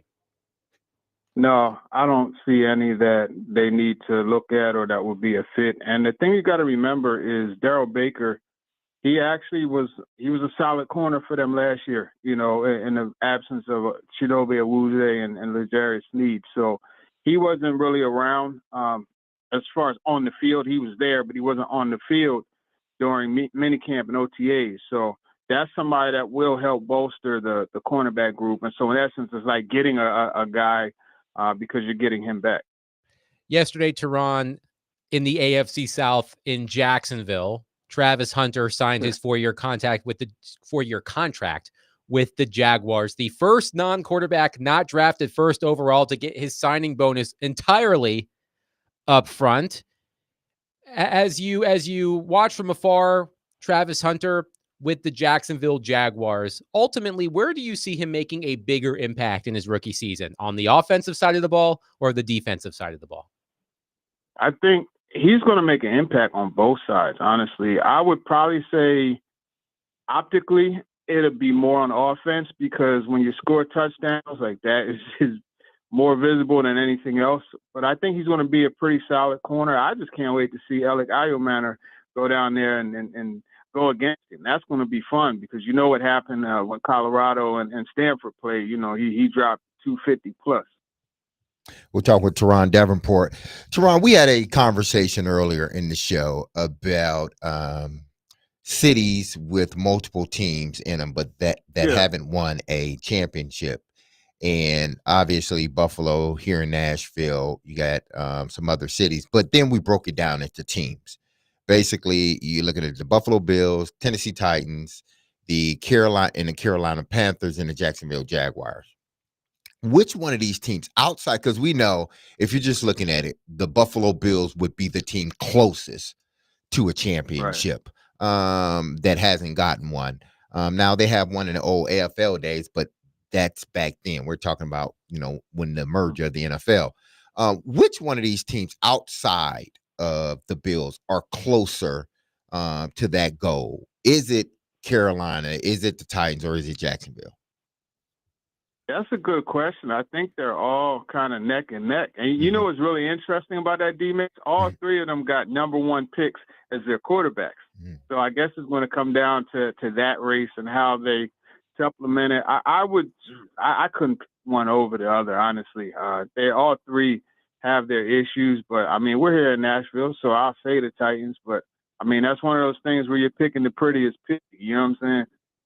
Yeah. That now, when you're looking at the Titans, obviously we know that, the areas that they need to improve in, more specifically the offensive line, and to pick up sacks. But what needs to happen outside of that for this team to really and truly compete, not just for the AFC South, because I think the AFC South is a gettable division, considering that the Houston Texans hasn't taken this huge leap. They've kind of taken a step back considering what they did 2 seasons ago. But how close do you think this team, this Titans team, or what do you think needs to happen in order for all of this to come in place outside of the quarterback? Because we know the quarterback needs to play well, but what are some other things that need to happen? I think the biggest thing is they need game changers, right? You look up and down the roster, you don't see someone. I mean, Simmons, they're going to game plan for him, but outside of Jeffrey Simmons, you don't really see anybody where it's like, okay, listen, this dude is a monster. We got to stop him. You don't really see that. And Calvin Ridley is a very good player. Don't get it twisted, but they need more impact players that can literally change the game anytime they touch the football. And they don't have that. Now, do you think the Titans were, because obviously Zaire Alexander signed with the Baltimore Ravens on a 1-year deal, and he has dealt with some injuries there in Green Bay, but the Titans, the Baltimore Ravens, thought highly enough to, even though the injuries, they went out and got him because they do, in theory, have a stacked secondary, and he's just an added addition. But do you think the Titans do you think they were close to even bringing Zaire in to, do a physical or anything else, or was he just a guy that was never on their radar? No, he wasn't on the radar. I think you look at that whole match between he and the Ravens, that was something that I think was going to happen. As soon as there was doubt that he would be back in Green Bay, Baltimore was the place. He and Lamar Jackson, they went to school together. You look at the mentality, the hands-on, aggressive approach that they have on defense is a perfect match, and that's what it was going to be. I tell you, interesting, the Titans were heavy on Quincy Riley out of Louisville, who is very similar to Jair Alexander. So the skill set, I think they believe fits, but I just don't know that the veteran and the price tag and the unreliability really matched. Teron Davenport is with us. Teron, as you take a look at the defensive end market, this is something I think we're all curious about with TJ Watt and Hendrickson in Cincinnati. How do you see that panning out? Do you think it will get resolved? They've got time, right? But these are sort of things you're wondering about the changing of the market. And I guess where I'm going with that is, as I look down the road, you certainly hope that Jeffrey Simmons is a guy that you could keep around and is productive enough, but you have to weigh this, right? How the market's changing for defensive, high-end defensive linemen, and then even maybe down the road to T'Vondre Sweat. Yeah, I mean, I think the market for Sweat and Simmons is different from the market for Watt and Hendrickson. Right, inside as opposed to outside. Edge rushers. Yeah. So it's going to be different. But, I mean, there's going to be a point in time where T'Vondre Sweat is probably going to earn a good contract. And really it comes down to the timing, right? And if this team is winning and these guys make big-time plays and going down the stretch and in the postseason, they're going to get paid accordingly. Look at Milton Williams, right? That guy from the Eagles, he made plays in the playoffs and the Super Bowl. You saw what he and Andre Carter, you saw what Jalen Carter, rather, you saw what they did, and he got paid accordingly. So it's all about timing, but they're going to have to figure some things out. So I think both of those guys are going to go ahead and warrant, good salaries. And then on top of that, imagine if Femi Oladejo comes through the way they believe he does. So that's going to be something else. So are you getting pretty good vibes on him? I know there's only so much that we can say. We've even had some fun looking back through the years about people we had a good feeling on. It didn't really turn out very well, but you seem to be picking up some good optimism with him. I am. And the thing that I like is the approach, right? I was very curious how they were going to do it because I have a really good relationship with Brandon Graham. And I remember when he got to Philly, he was this big-time prospect. They felt he was going to be a double-digit sack guy, everything like that. He had all the gifts, et cetera. And they asked him to drop back in covers. He had to do, read more keys. And, he couldn't just rush the passer. So it took him a little bit. But then 2016, Jim Schwartz got there, and he's like, hey, man, just go get the quarterback. And that's when he started to blossom. So I was curious, okay, what approach are they going to have with Oladejo? Because not only is he, shifting positions, he's brand new at it. Like, 10 games in at it. But the thing that Femi told me that was really interesting, and I didn't even think about it, as a middle linebacker, you're used to seeing all the field. You're used to having all these things go on at once and having to do all these things and process all these things. So that should allow him to be able to have, although the viewpoint is different, to have a similar approach as an outside linebacker. Then on top of that, Denard Wilson, when I asked him about that, he was like, hey, man, we want to throw the sink at him, see what sticks, and whatever sticks, we'll go ahead and emphasize. So I think the approach is right. Teron, we're looking around, we had a great discussion. I think we hit on it a little bit earlier about how close Buffalo has been, et cetera. As you look at the division, where would you put Houston right now, knowing that you got Buffalo? We know we got KC. We know we got Baltimore, right? It's been the same group for the last 2, 3, 4 years. Is Houston, who maybe I think arguably took a little bit of a step back last year, still won the division, where do you think they are in the grand scheme of winning the AFC? Houston, to me, is fourth, right? Houston is fourth. I think you have close between the top three, Buffalo, Kansas City, and Baltimore. But, man, watch out for those Ravens. I think the Ravens are going to do something this year. And you know what? I'll go ahead and say it. The Ravens are my pick to win it all this year. Okay. I think that's the team. Yeah, but you got Houston. They're still very talented. So you put Houston four. You like Houston fourth after those three. Right. And as I was saying, you got the two pass rushers. You got a legit quarterback. Nico Collins is continuing to ascend. They're a good team. Now, quickly before we get you out of here, TD, I had a question about the middle line, the inside backer position, because right now they have Cody Barton starting at the inside backer. Where does Cedric Gray fits in this? Because it's not like Cody Barton is this all-world player. Is he a good player, solid player? Yes. Yeah. But they're going to need more out of this linebacker position, in particular that inside linebacker position. So where does Cedric Gray fits in this? Yeah, I love Cedric Gray's game. He's fun to watch. You go back and watch him at UNC. But right now, the way that they were doing it mostly was Cody Barton at Mike, James Williams at Will. And then when they bring Cedric Gray in, Barton bounces over to Will, and Gray is the Mike. So that's kind of how it looks. But I think it's going to be a rotation. You can't forget Otis Reese, who's dealing, I believe it's an ankle he's dealing with, lingering from last year. So, you got those guys that they'll all rotate in. And look, man, you go back and look at the end of the year, Otis Reese was making some plays. But, man, so was James Williams, and even Cedric Gray. So they got a nice group of young players. Teron, we lied. I have one more question for you. We discussed this a little bit last week, and I'd be curious for your opinion. So every year, well, seemingly every year, it did not happen this past season, there is a team that goes from worst in its division to first in its division. It happens a lot. The Titans find themselves in that situation again this season, along with the Bears, the Browns, the Raiders, the Patriots, the Saints, the Giants, and the 49ers.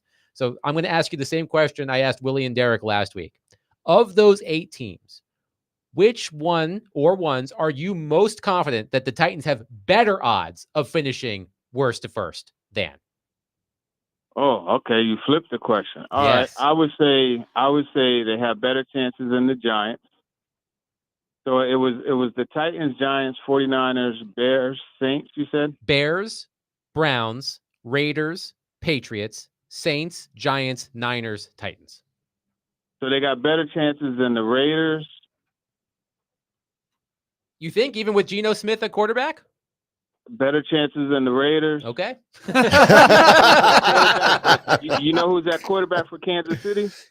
That is true. That is true. I would say the Browns. Okay. Because I believe the Ravens, and you always got to count the Bengals in there. So I would say all teams except for the Saints and 49ers, frankly. Do you say that because, and this was, I think, the reason why we chose some teams over others, because of the division they're in. When you have to, when you're the Raiders, they may be good. Pete Carroll has proven he's a championship head coach. Geno Smith has proven that he's a damn good quarterback in this league, but they're in a division with the Chiefs, the Chargers, and then obviously themselves. And then Denver, who's an up-and-coming team as well. So it's more so because of who's in your division than you as a team. That's a very big factor. Very big factor. And you look at the, NFC South, it is what it is. Hey, it's a free-for-all, so that's why I give the Saints a chance. And then you look at the 49ers are the 49ers. They're still ultra talented. Injuries and a bunch of stuff piled up on them last year. So those teams, but like I said, the Giants, you got the Eagles and Cowboys, and the Commanders. Don't forget about the Commanders with Jaden Daniels. And then you look at, the Browns, like I said, you got the Steelers even, but more importantly, the Ravens and Bengals. It's best case scenario for the Titans when you're going against, the Texans and those other teams in the division. It's better for them than pretty much all the other bottom dwellers. Quickly, Teron, are you buying the Patriots hype? There seems to be a ton around the Patriots this offseason. Yeah, I think a lot of that depends on Stephon Diggs. The defense is solid. It's going to be good under Terrell Williams and Mike Vrabel and them, but I want to see what the offense does. That's really the big thing. Do they have a playmaker like Stephon Diggs? Can he be that guy? Teron Davenport, ESPN NFL Nation Titans reporter, joining us as he does every Monday on D. Mays, Fink, and Adonik. Teron, great stuff as always. We'll talk next week. I appreciate it. Let's go, Mets. Gotta get out of this funk, TD. What's going on? Jeez. Let's get going. No better day than the day. That's right. It's a new day. Thanks, Teron. All right. Braves at Mets this evening. Yes. It was not a pretty trip to Atlanta. Just like a lot of previous nightmares that the Predators, that the Mets have had there. But it's a new day. Let's go. 615-737-1025. There was a gigantic trade in the NBA over the weekend. Well, it was reported that there's going to be a trade. It cannot be finalized, but we all know it's going to happen. And I have a question about Kevin Durant. I was thinking about this yesterday as I was reading all of the coverage of the trade, Kevin Durant going from the Suns to the Rockets. And I want to ask all of you and Willie and Derek this question. Coming up next, 615-737-1025. Willie Donick, Derek Mason, Adam Vingan, 102.5, 106.3, The Game.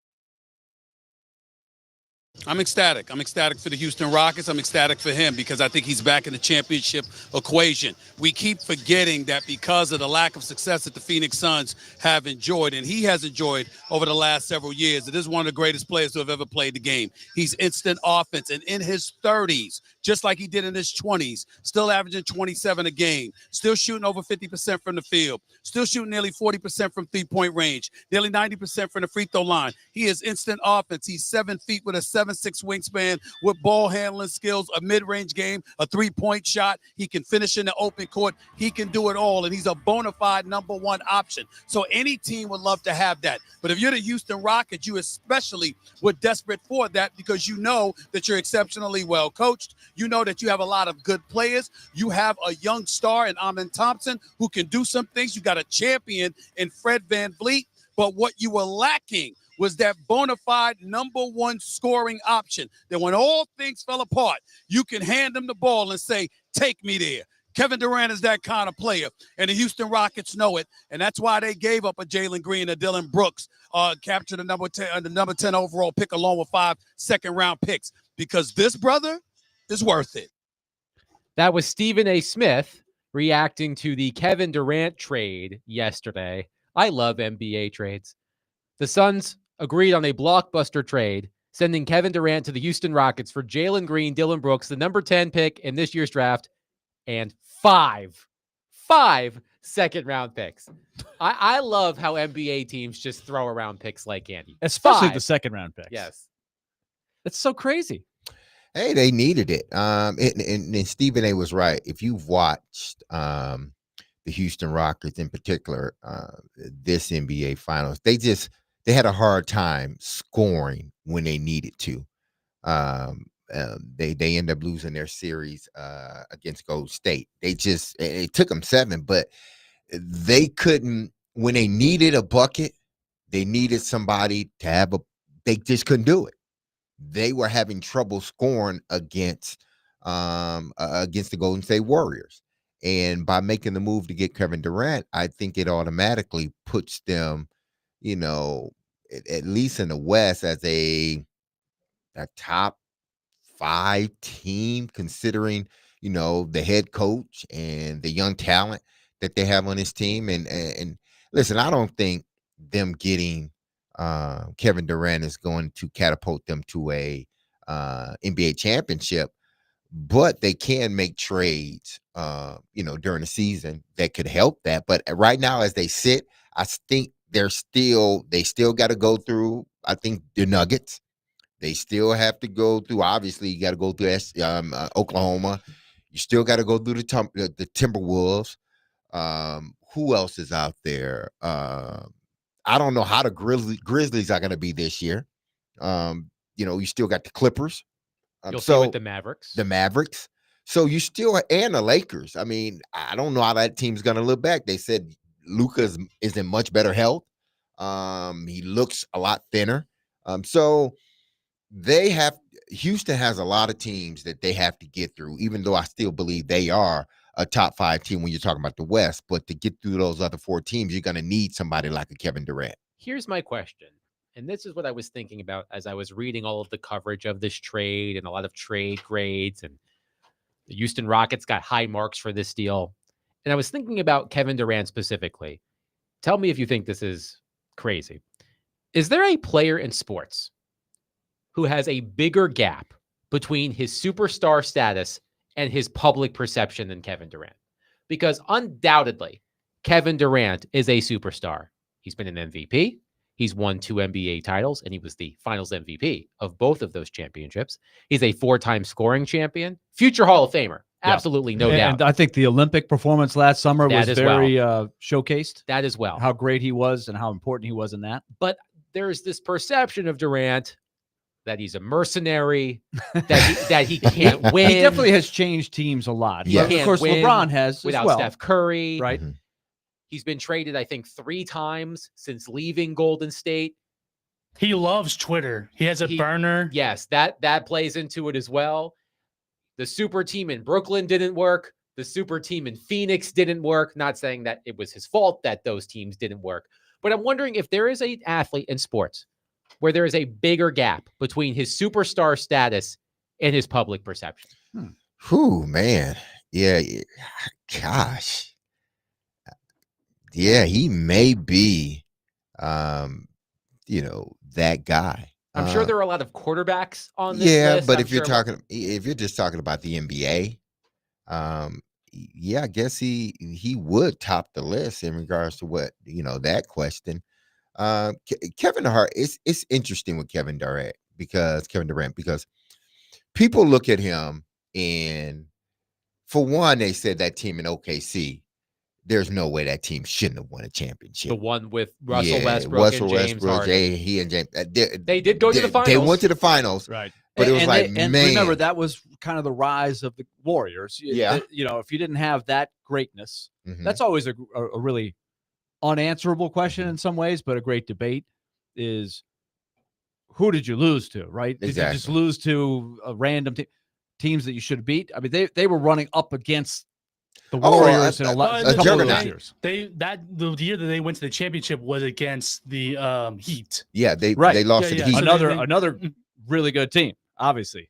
Yeah, but then you look at Kevin Durant, it's okay. After he leaves OKC, then, he goes to Golden State Warriors, and he is the best player on the Golden State Warriors. He won the finals MVP both years. Exactly. He was on the championship winning Warriors, but he joined that team, I believe, the year after They won the Warriors championship. went Yeah. 73-9. Exactly. Yes. And he enhanced.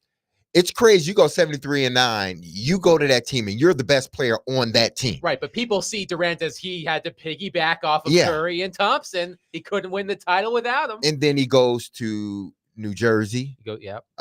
And he's 1 3-point. He's a toe away from That is going to the NBA yeah, finals. That is true. A toe away from going to the NBA finals. He hits what we thought was a 3, ends up being 2. They lost in overtime. So it's just interesting with Kevin Durant because as good as he is, as great of a shooter he is, he wears a backpack. He doesn't have a home. He carries around a suitcase because he goes from one team to the next, to the next, to the next. And I don't know if it's because the teams actually want to let him go, or is it because they know they're not going to win a championship with him right now, and they just want to get assets and send him somewhere else. Because as good as Houston is, and they needed Kevin Durant, is he going to win a championship in Houston? I was thinking about this because I don't know their roster that well. Lay out their top 3 guys. Like it's Durant, and who are their other guys? Grant Van Vliet. Amen Thompson. Yeah, Amen Thompson, and that's really about it. So they don't have another, established star alongside. Not somebody now. Van Vliet is he's a really good player. He's a really good player. He's a championship winning as a player. Star. Yeah, he's not a star He's player. Really, really good. So they don't have anybody of Kevin Durant's caliber. Let's just say that. No, he gives them that edge. But to your earlier point, Derek, Kevin Durant is sort of the poster child, or at least one of the poster children of the player empowerment era.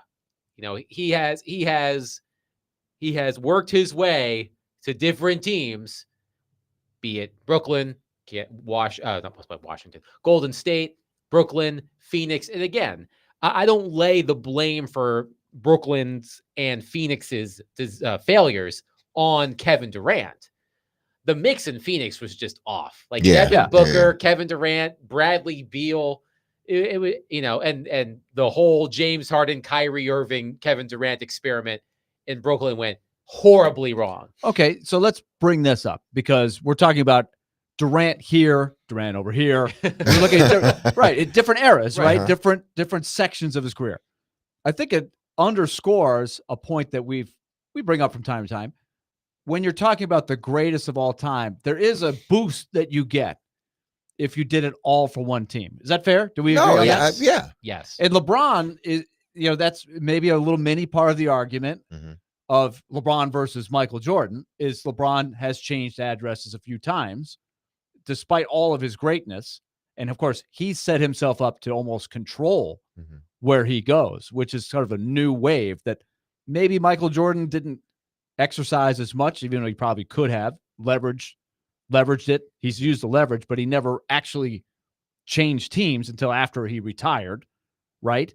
But I think in general, and I'm wondering this too with Connor McDavid for hockey, because he's in a position now where he could choose to sort of go the LeBron route, set up deals that give him maybe short-term leverage, maybe not sign the 7-year deal that so many guys do. But what he will be faced with is, does he want to stay in one place his whole career and get that extra boost that you get if you're leading, the team that drafted you and you took them all the way to the top? That does give you a little extra boost. Well, that's why it was with important. How you're remembered. Yeah, that's why it was important for LeBron to go back to Cleveland and win a championship in Cleveland, because it changes, the narrative with him, at least in Cleveland, because now he can say, I brought a championship as I promised to the city of Cleveland. But Durant is it's different with him. For whatever reason, he's found himself one of the, outside of Steph Curry, the second most deadliest shooter in the NBA. But unlike Steph Curry, he's changed teams over and over and over again. And you wonder Steph is a great example. Is this it for Kevin Durant as far as him changing teams? Because he's 35? He's pushing 40. He's got to be 6. This 35? will be his 18th year in the league. And so Kevin Durant is 36. He'll be 37 in September. But he was fourth or fifth in scoring. His efficiency is the best in the NBA when you're talking about his shooting inside stats are twos. so consistent. I'm looking at his stats every year. It's almost exactly the same. He's a bucket. He's a walking bucket. That's what he is. He has averaged at least 25 points, 50% field goal shooting, and 40% three-point shooting in 3 straight seasons, the longest streak ever in the NBA. Yeah, so he's still the best.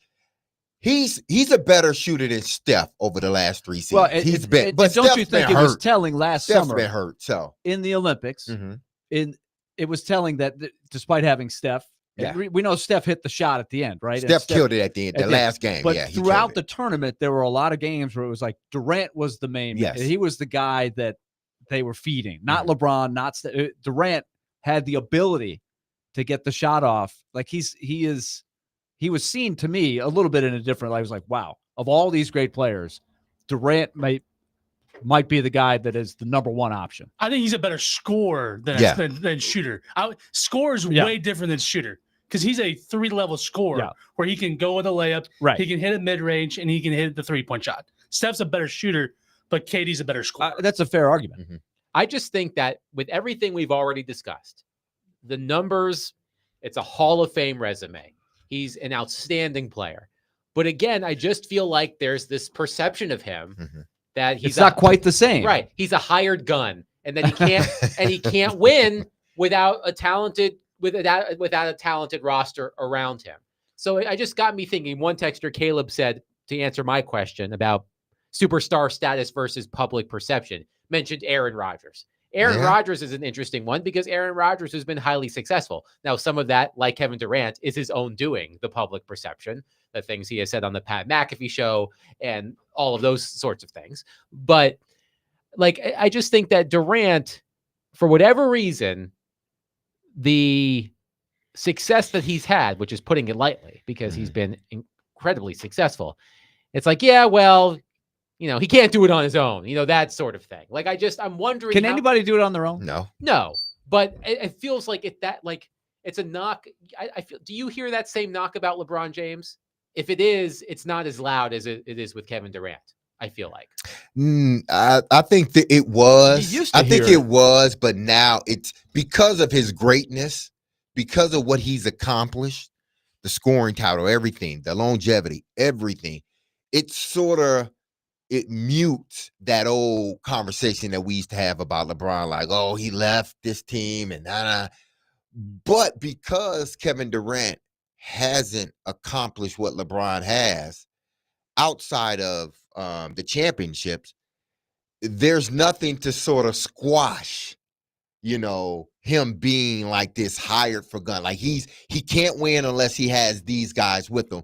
Well, LeBron has shown throughout his career, like, I can win anywhere. I'm going to win anywhere I go. Why? Because I won a championship in Cleveland. I won a championship with the Lakers. I won a championship in Miami. So no matter where I go, I'm going to win a championship, unless it's like now where he's basically conceded because he's brought up the whole ring thing. But that's why, because his accolades do not come close to what LeBron has accomplished in his career. 615-737-1025. Your thoughts. Is there a player in sports who has a bigger gap between superstar status and public perception than Kevin Durant? We'll ask Jared Stillman when he joins us coming up next. By the way, I just have to point this out. Here's some Mets-related news. I've learned, Willie, that they have a player by the name of Dickie Lovelady. Come again? What? His name is Richard. He goes by Dickie. Uh-huh. Dicky. Lovelady. One word. Lovelady. Dickie Lovelady. Dickie Lovelady. Has he been called up to the big leagues? He's been he has been signed and called up to the big leagues. I can't wait to see the poster boards of that name. I feel like I know the Mets backwards and forwards. I've never heard of this guy. Dickie Lovelady. Oh my goodness. He must be good. Yeah, I guess I can only hope. I hope he Must be is. good. If you type him into Google, it says Richard Lovelady. No, it's Dickie Lovelady. Sounds like a character in a Mike Myers film. I was going to say that, was he in Boogie Nights? He said Boogie Nights. Old movie. school, yes. I don't know if I could recommend it to everybody I know. No, but it's you a good can't. movie. Move over, Dirk Diggler. It's time for Dickie Lovelady. 615-737-1025. Jared Stillman will join us next. Willie Dunnick, Derek Mason, Adam Vingan, 1025-1063 The Game.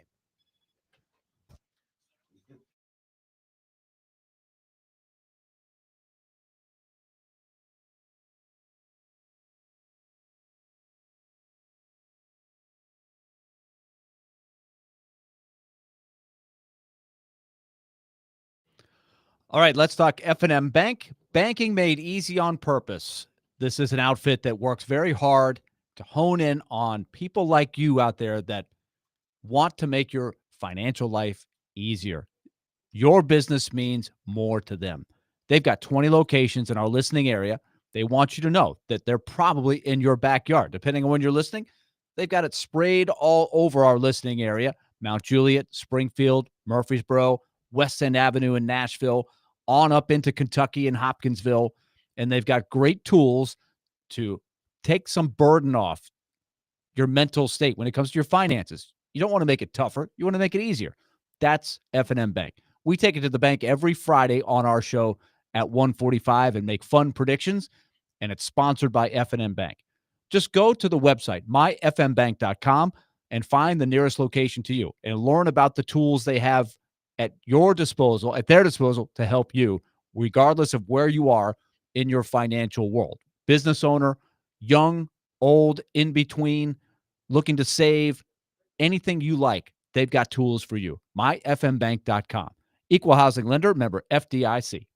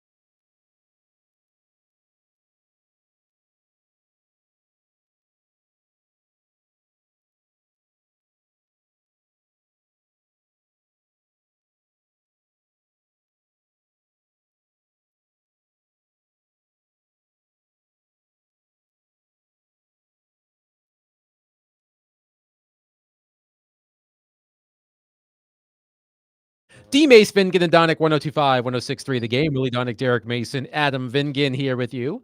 Stillman and Company coming up next. And as we do, when he's not big timing us on Sirius XM, we are joined by Jared Stillman. And Jared, I would be curious for your answer to this question. We were just talking. Hold on. If I'm big timing you guys on Sirius XM, what is it when Willie is off getting ready for the Winnipeg Jets Nashville Predators big game on February 13th and walking those underground tunnels in Winnipeg? I guess that's also big timing us. Okay. But he's had that job forever. So it's really not. Okay. Yeah. It's really, he's had that job. What? How long has it been, Willie? We're By going the way, double-digit years now. I know Double-digit years, man. You know, the people in the car at this time, maybe compared to a couple hours ago, are different, but I laughed my ass off. I was working out and I was listening to you guys, and Adam brought up the Mikhail Granlund theory of Jared Stillman on other players. If I don't know who they are on another team, then they suck. And Willie just said, well, you know, instead of knowing all the other players, we just assume, Willie, I got to tell you, Noah Dobson.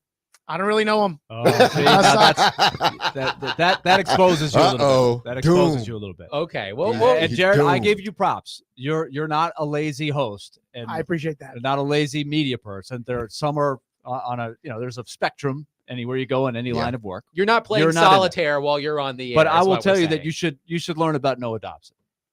He's by the way, I have gotten into solitaire. When you get 70 points, that's pretty good. So you're playing solitaire? Well, I just kind of forgotten about solitaire as a game in general. And I just Googled solitaire, and you could just like play it like right in the web browser on your phone.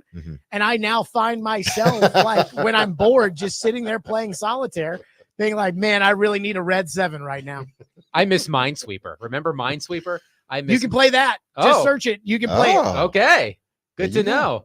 So we were talking about the Kevin Durant trade that was broken yesterday. And I'd be curious for your opinion on this, because I'm not sure there is a player in sports who has a bigger gap between his superstar status and his public perception than Kevin Durant, because the numbers bear out that Kevin Durant is a superstar. He will be in the Basketball Hall of Fame one day. But there's this I just feel like there's a lot of bad vibes with Kevin Durant. He's a mercenary. He can't win without Steph and Clay. He moves around super team to super team. A lot of them haven't worked, even if it's not his fault. I'm wondering if you think there's a player who could rival Durant in my mind in that category. Don't forget about Draymond Green, man. Come on now. Okay, we'll forget about Draymond Green. But so the way I look at it with Durant is this. Kevin Durant was a superstar who hadn't won one. And then when he went to Golden State, he joined a team that had already won a championship before he got there. And then they won a championship after he left.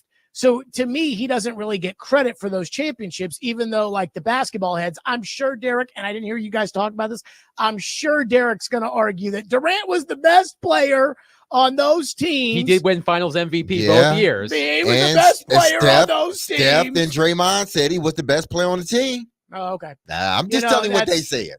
That's great. They won 71 games or whatever it is. Yeah, don't listen to them. Don't sell them short. They won 73. 73 games without him. It's like, great. So I would say that's why he had to leave the first time, was because he realized he wasn't getting any credit for these championships. So he went and formed his own super team, and his own super team didn't win anything. And, it was a disaster in Brooklyn with Harden and Kyrie. And so I think that's then he goes to Phoenix, who had been to the finals, and they don't even make the playoffs this past year. So I think Kevin Durant's got a lot of proving to do. What I think is fascinating is the McDavid thing, because Connor McDavid was asked, hey, again, it was a long-winded question, but I think you guys know as well as I do. The question was, are you going to sign an extension here? Yes. And it kind of feels like the answer was, we'll see, when it comes to McDavid and Edmonton and everything. I think it's in the best interest of the NHL that Connor McDavid leave Edmonton. These TV ratings were garbage for the Cup final, and they shouldn't have been, because this was a great team versus a great player. And if McDavid was on the Rangers or the Blackhawks or even the Dallas Stars, I have to feel like the TV ratings and the interest in America would be better.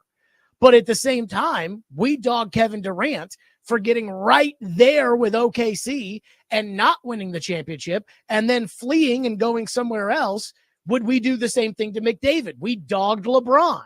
for going to Miami and doing that. So would we do that to McDavid if he were to go to Dallas and team up with Rantanen? And I know Jamie Benn's kind of older at this point, but Ottinger and Heiskanen and those guys. So that's something I've been thinking about, which is, we're going to dog LeBron. And I liked LeBron in Cleveland. I did not like LeBron in Miami. I liked Kevin Durant in OKC. I did not like Kevin Durant in Golden State. But are we going to do the same with McDavid if he leaves, or are we going to look at it and say, hey, he's doing what's in the best interest of hockey by getting out of Edmonton and going somewhere else that more people in America will watch him play? Yeah, we just got done with a discussion of you seem to get a little extra boost when you stay in one spot and get it done for that thing. I introduced this too, Jared, about McDavid and the extension, because for those that don't know, he's going into the last year of his contract. So they are going to go with him all in this summer of, can we get you to commit? Elliot Friedman has brought up this. What if you did a little bit of, now he didn't use LeBron, but he talked about just to sort of dictate where you can go and your options of getting out, not going the full 7 years, which we see with a lot of stars, and just taking all of the guaranteed money, as much as they'll throw at you, or just do a little bit LeBron, couple year extension. So you're staying, but you're staying with a little bit of a bullet of, I'm staying, but the clock's ticking. We got to make sure we win here, or else I am going to test the waters and go somewhere else. Yeah, I mean, I think anything's open on the McDavid front. I think this is so big with McDavid that it's like I can see both sides of this. I can see McDavid saying, hey, I want to do whatever it takes to win, and I don't think I can win here in Edmonton.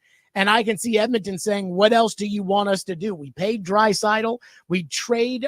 We spend up to the cap every year. We've traded every draft pick we have. We hired your junior coach to be our head coach. We hired your agent to be the president. Like, what else can we do for you to make you want to stay here? And I can see McDavid saying, hey, I mean, here in Edmonton, we're not winning, and Edmonton kind of sucks as a city, and I'm getting taxed at the Canadian tax rate, and nobody in America is watching me play hockey, which is a travesty because I'm so good. I mean, I can see every angle of this Connor McDavid and if you get this vibe, if you're Edmonton, do you say, well, should we explore trading him? Can you imagine what that would do? We just saw Kevin Durant get traded. What would a Jared and I were trade for McDavid look like? Jared and I were talking about this amongst ourselves over the weekend. And I said, it's going to have to be as close to an NBA style trade as you could possibly get in the NHL. It would be kind of like the Luka trade in a sense. I can't even fathom what that trade would look like. And especially with the rigidity of the collective bargaining agreement in hockey, where it's in basketball, it's a little easier to throw together a bunch of things because you have a little flexibility. It's a luxury tax in the NBA, right? Or no? Well, also in the NHL, every good player who's not on their entry-level contract has some sort of trade protection, and they're all going to waive it, or they're all going to use it to not go to Edmonton. Like, that's like, I'm going to Edmonton. Well, do I get to play with McDavid? Oh, no, I'm getting traded for McDavid. Yeah, no, thank you. You do get to play with Leon Draisaitl, however. So. Pass. This is like, so Adam and I like mocked up a couple of trades. I want to say Pierre LeBron put out a piece at The Athletic where he talked about, and it was funny because the teams Pierre's thinking about are the same teams I'm thinking about, which the Rangers are the first team everybody assumes, the Kings, because Gretzky did that. But the two that stand out to me, and I hate to say it, is Chicago and Dallas.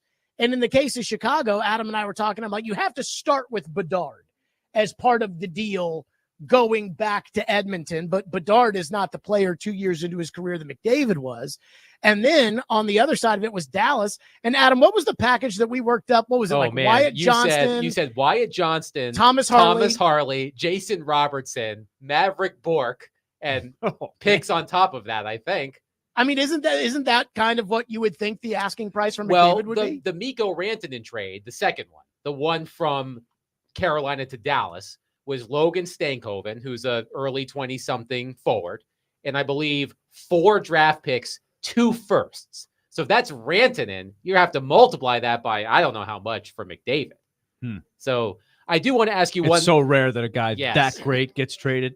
I do want to ask you this quickly, Jared. I know that you have dogged the NBA, but I saw this tweet from Richard Deitch within the past hour that he's hearing that Game 7 of the NBA Finals topped 16 million viewers. I know that you were tuned in last night. What did you think of Game 7? I said this when you guys thought I was big timing you on Friday on Sirius XM. I said, is Game 7 enough to get the Barry Stillmans of the world to watch? I'm not sure my dad watched a single game of the NBA Finals up until Game 7.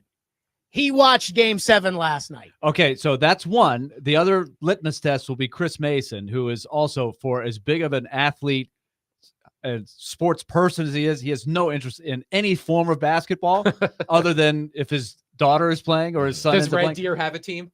I don't think Red Deer's got a squad. Okay. We could not coax. We had a broadcasters get together at the Gill residence last night, which is not far from the Stillman residence, I don't believe. So, but we couldn't get Chris Mason to come. Couldn't get. He didn't want to watch basketball. He did. What is his deal with that? I believe not even with the people, with his people. I believe the Gill residence is in the neighborhood next to mine, which is slightly higher It's a end than my little higher. neighborhood. It's a If I nice- had to guess. He's in a nice spot.